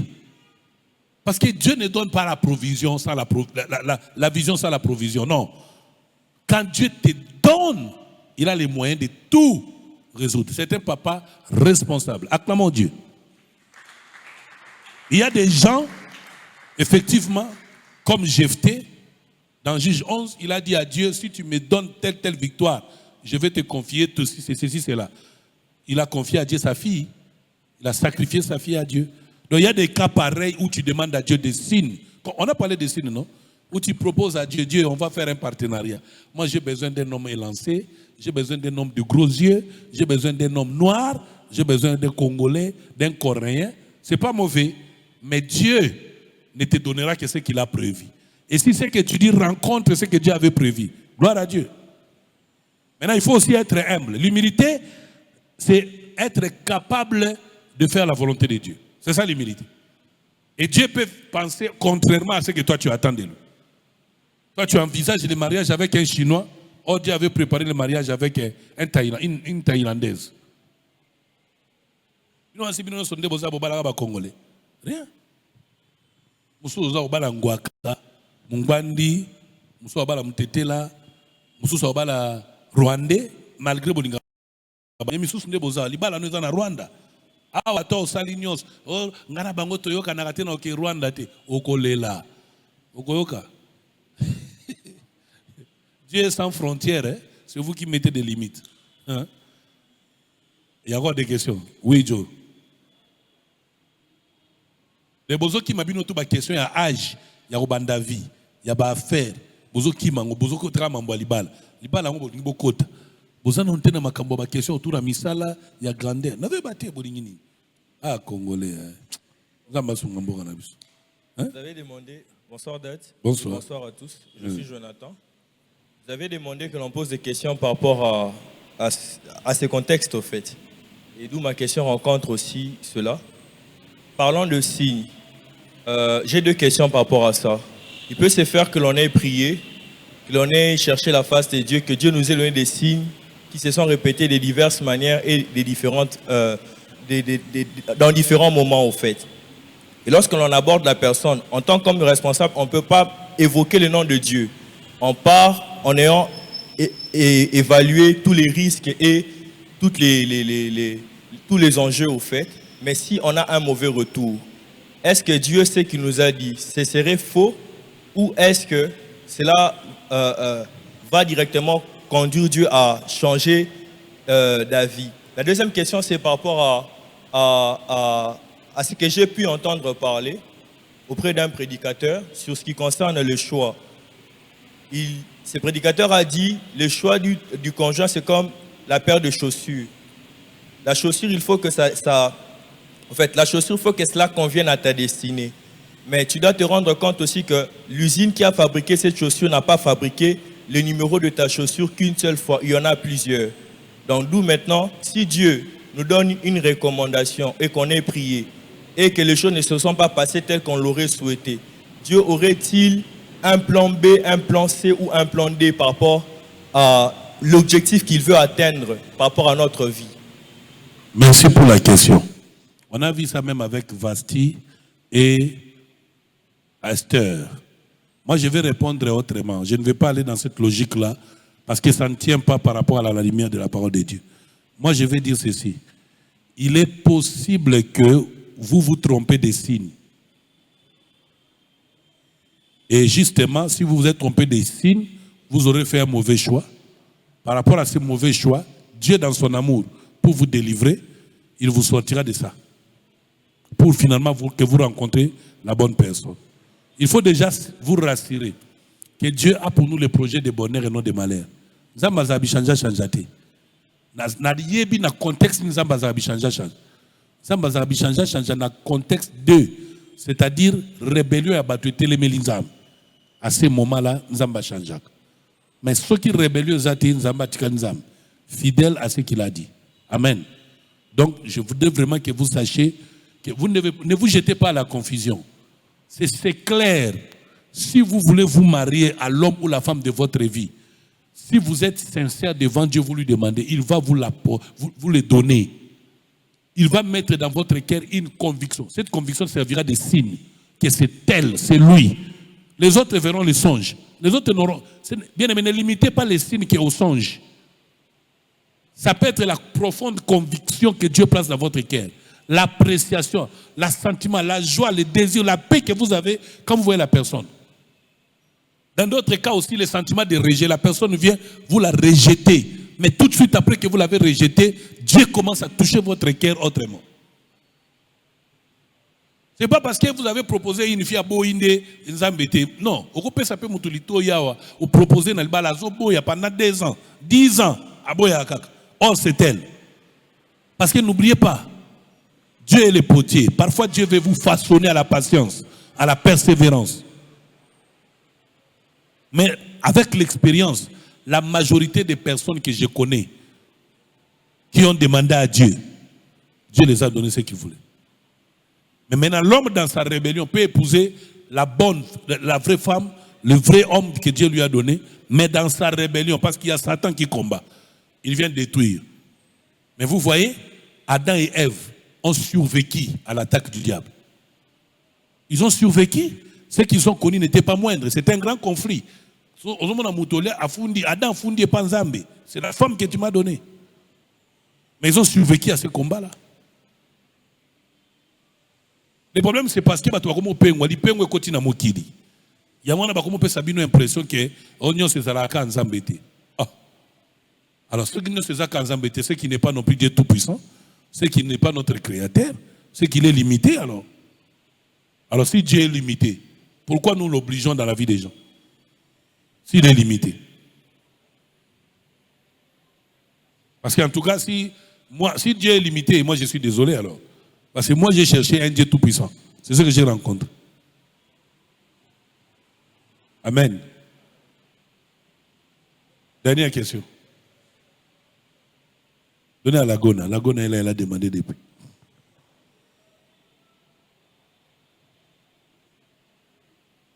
Bonsoir Église, bonsoir Daddy. Bonsoir. Il y a une servante de Dieu qui dit que la sœur vient dans notre structure, elle va passer par des formations et pourra avoir un financement. Voilà. Vous voulez des financements? Lisez les commentaires. On pourra vous aider. Il y a des structures qui travaillent pour ça. Ma question serait aussi dirigée vers la vie sociale pour les jeunes. Oui. Bon, je dirais, vous aviez dit qu'il y a de ces personnes qui ont des projets mais n'arrivent pas à concevoir ces projets. Moi, je dirais, personnellement, je suis dans cette catégorie. J'ai beaucoup des idées dans ma tête où, des fois, ça m'arrive pendant que je suis en train de dormir. Je peux commencer, mais je n'arrive pas à arriver jusqu'à terme, en fait, à réaliser vraiment cette vision que j'ai eue, à le concrétiser. Je ne sais vraiment pas comment arriver à procéder par rapport. Merci. C'est avec tristesse que je vais répondre. Merci. C'est une question très capitale, très importante. C'est un peu comme Jonathan là-bas. Malheureusement, lui, il ne veut pas suivre mon conseil. Je l'avais dit, bah toi-même à pied, voyage. Mais bon, il m'a répondu, il y a une grande pototé. Les amis, mes intentions ne sont pas de vous dire tous les jeunes Congolais quitter le pays. Ce n'est pas ça mes intentions. Mes intentions sont que vous n'échouez pas à cause du Congo. Parce que la RDC, de plus en plus, devient un obstacle à l'épanouissement, au développement de plusieurs. Ça devient un monde de guerriers. En fait, le Congo devient un monde de guerriers. Ce n'est pas n'importe qui doit être au Congo, parce que le Congo n'est pas ouvert à tout le monde. C'est vraiment un monde de guerriers. La plupart d'entre vous ici, vous continuez à chasser les démons. Vous pensez que c'est la faute de la famille. Or, en réalité, c'est seulement l'environnement. 95% des gens qui sont ici. Si vous étiez ailleurs, vous ne serez jamais ce que vous êtes. Déjà, j'ai découvert. C'est comme ça, vous voyez, quand un chrétien congolais quitte le pays, peu de temps, sa vie change. Au moins, on même à Pengui. Parce que la déformation, l'inclinaison de la vie sociale a fait qu'on a remis à l'Église la responsabilité de l'État. Et tout ce que vous faites en termes de la spiritualité, c'est autour de la vie sociale. Et dès que cette situation est résolue, c'est fini. Vous allez vous évader du monde spirituel, malheureusement. Or, l'Église n'a pas pour vocation principale ça. Il y a une prière nanga. Ba o nzambe na lola ebe ke na kutumiko na omubo ya biloko na bino ana ya o mutu alingi voyager abando prier. Jésus aloba aller. C'est un ordre, c'est déjà une prophétie imposante. Allez. Je vous dis la vérité, hein? Je ne mens pas. Vous n'avez aucune idée de comment le pays ici a commencé à être un sérieux problème pour la jeunesse. Au point que je vous conseille, aimez vos dirigeants en priant pour eux.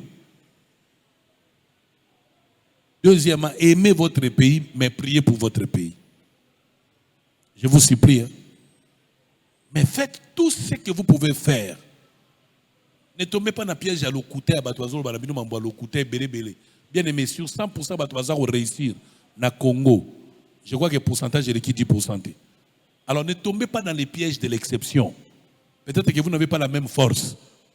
Ce que je dis ici, des faux enseignants vont vouloir me critiquer. Des faux enseignants, ils ne savent pas. Parce que la responsabilité d'un leader, c'est de montrer aux gens les chemins à suivre, les bons. Regardez déjà dans notre pays.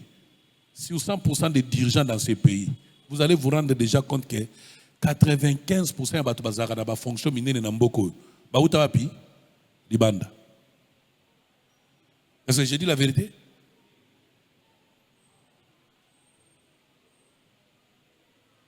Donc, on a ce qu'on appelle la fuite des cerveaux dans ces pays. Il y a des grands professeurs d'université dans le monde, les Congolais. Parce que regardez par exemple ce qu'elle est en train de dire. Je la connais, je l'observe. C'est une surdouée. Mais notre pays n'a pas préparé un cadre pour vous. Ça n'existe pas. Un cadre approprié pour vous n'existe pas ici. Il n'y a pas un cadre approprié. Jonathan, c'est un savant. Il est là, c'est un savant. C'est un savant. Iris, c'est un surdoué. La difficulté, c'est quoi? C'est qu'il faut que vous transformez ou vous transportez, malheureusement, je dois vous le dire, c'est un défi, transporter votre intelligence que vous avez là à s'adapter aux réalités du pays pour connaître l'émergence. Parce que le danger que tu cours, c'est la folie. Tu cours un grand danger, la folie. Aux hommes, il y a un moment où parce qu'une intelligence non exploitée, non valorisée, rend fou.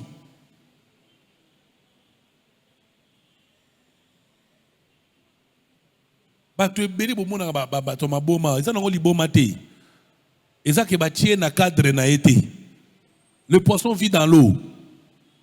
Mais pas n'importe quelle eau chaude thé, à Okufa. Que Dieu nous aide. Priez beaucoup pour les pays. Mais je vais vous demander, je vais vous encourager beaucoup de étudiants à Ista. Tous les étudiants à Ista. Au Moni Bango, ils ont fait un programme d'adaptation technique. C'est-à-dire, ils ont compris que le pays a des sérieux problèmes de développement. Il n'y a pas de financement approprié. Ils ont fait maintenant des sciences adaptées. C'est-à-dire, en attendant que ça change, je peux faire une cabine téléphonique, je peux réparer l'ordinateur, je peux fabriquer telle chose. Tu vois, les sciences techniques, on a un avantage. Mais les sciences humaines, malheureusement, ils ont avancé, ils n'ont pas avantage. C'est comme ça que quelqu'un qui fait l'économie au Congo ici, quelqu'un qui fait les droits au Congo ici, excusez-moi, la majorité sont devenus maintenant des grands voleurs alimentaires. La majorité. Ce n'est pas qu'ils ont voulu l'être. Parce que vous allez trouver les mêmes personnes, Azali à la fois côté à Akizé, Azapé côté à plaignant. Ce n'est pas de leur faute. C'est le contexte. Il y a pauvreté tous en. Je prie vraiment que Dieu vous aide. Parce que sous d'autres cieux, on serait là en train de te consulter.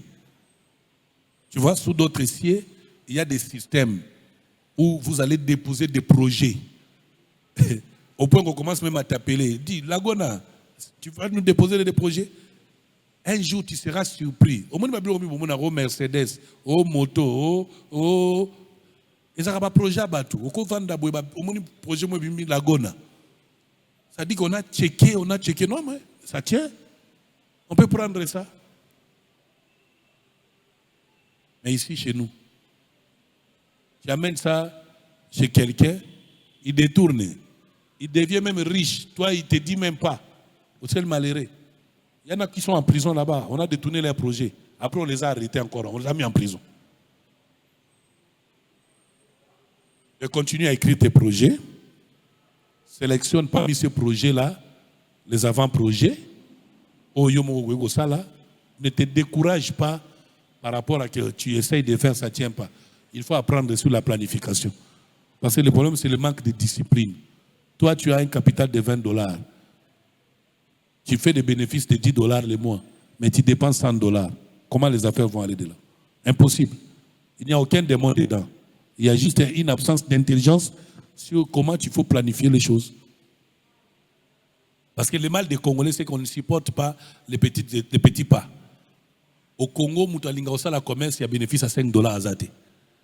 Au Congo, on ne sait pas commencer par rien. Au Congo, on ne sait pas. On ne sait pas. Il y a un moment où il 1000 francs. Ah, il y a 1000 francs. Il y a d'autres pays, qui ont même $1, ils ont même 100 francs. À tout le monde, ils ont 100 francs. Ils ont 100 francs. Bon, on peut se lever.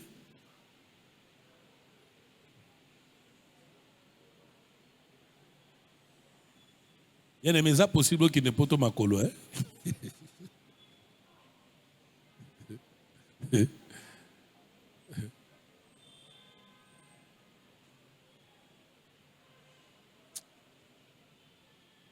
n'aime pas parler des choses pareilles. Vous ne savez pas comment les larmes coulent de mes yeux pour ce genre de choses.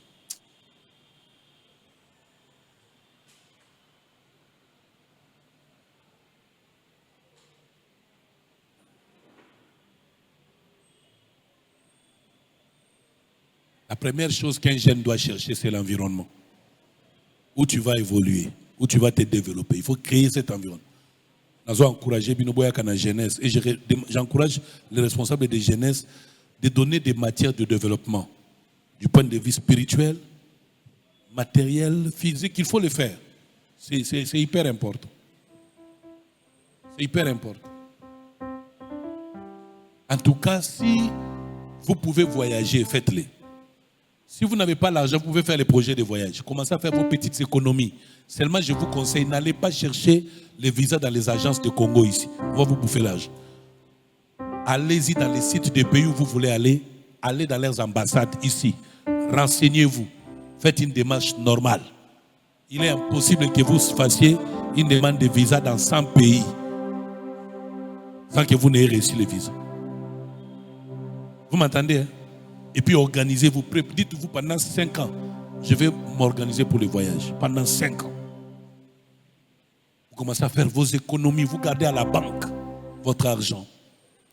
Faites les affaires.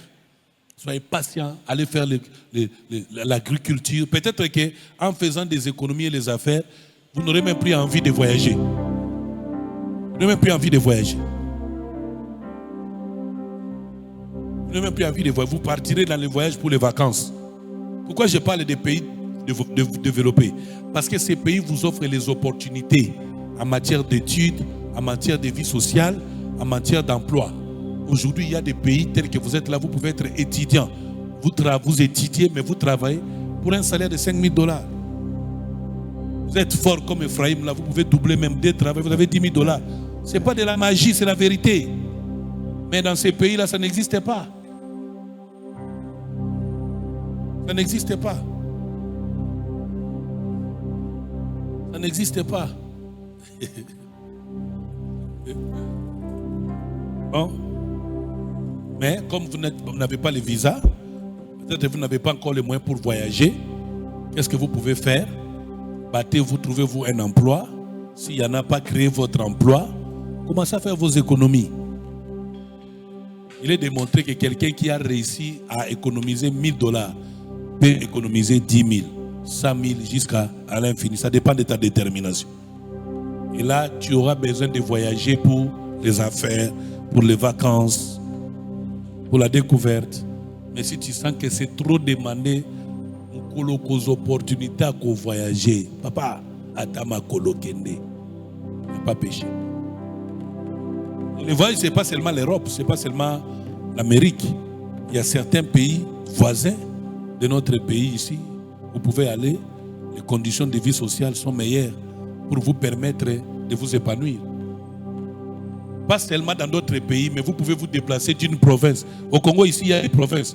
Par exemple, pour vous les jeunes, quand vous êtes dans des provinces comme le Katanga, vous êtes dans des provinces comme à l'Est, là-bas, les jeunes ont une motivation historique. Tellement ce sont des pays proches, limitrophes des pays anglophones. Là-bas, les jeunes, en tout cas, Kinshasa ezoko sabato bele. Kinshasa ezanda ko isika ba ka rolia fufuna rolala. Kinshasa bo mono.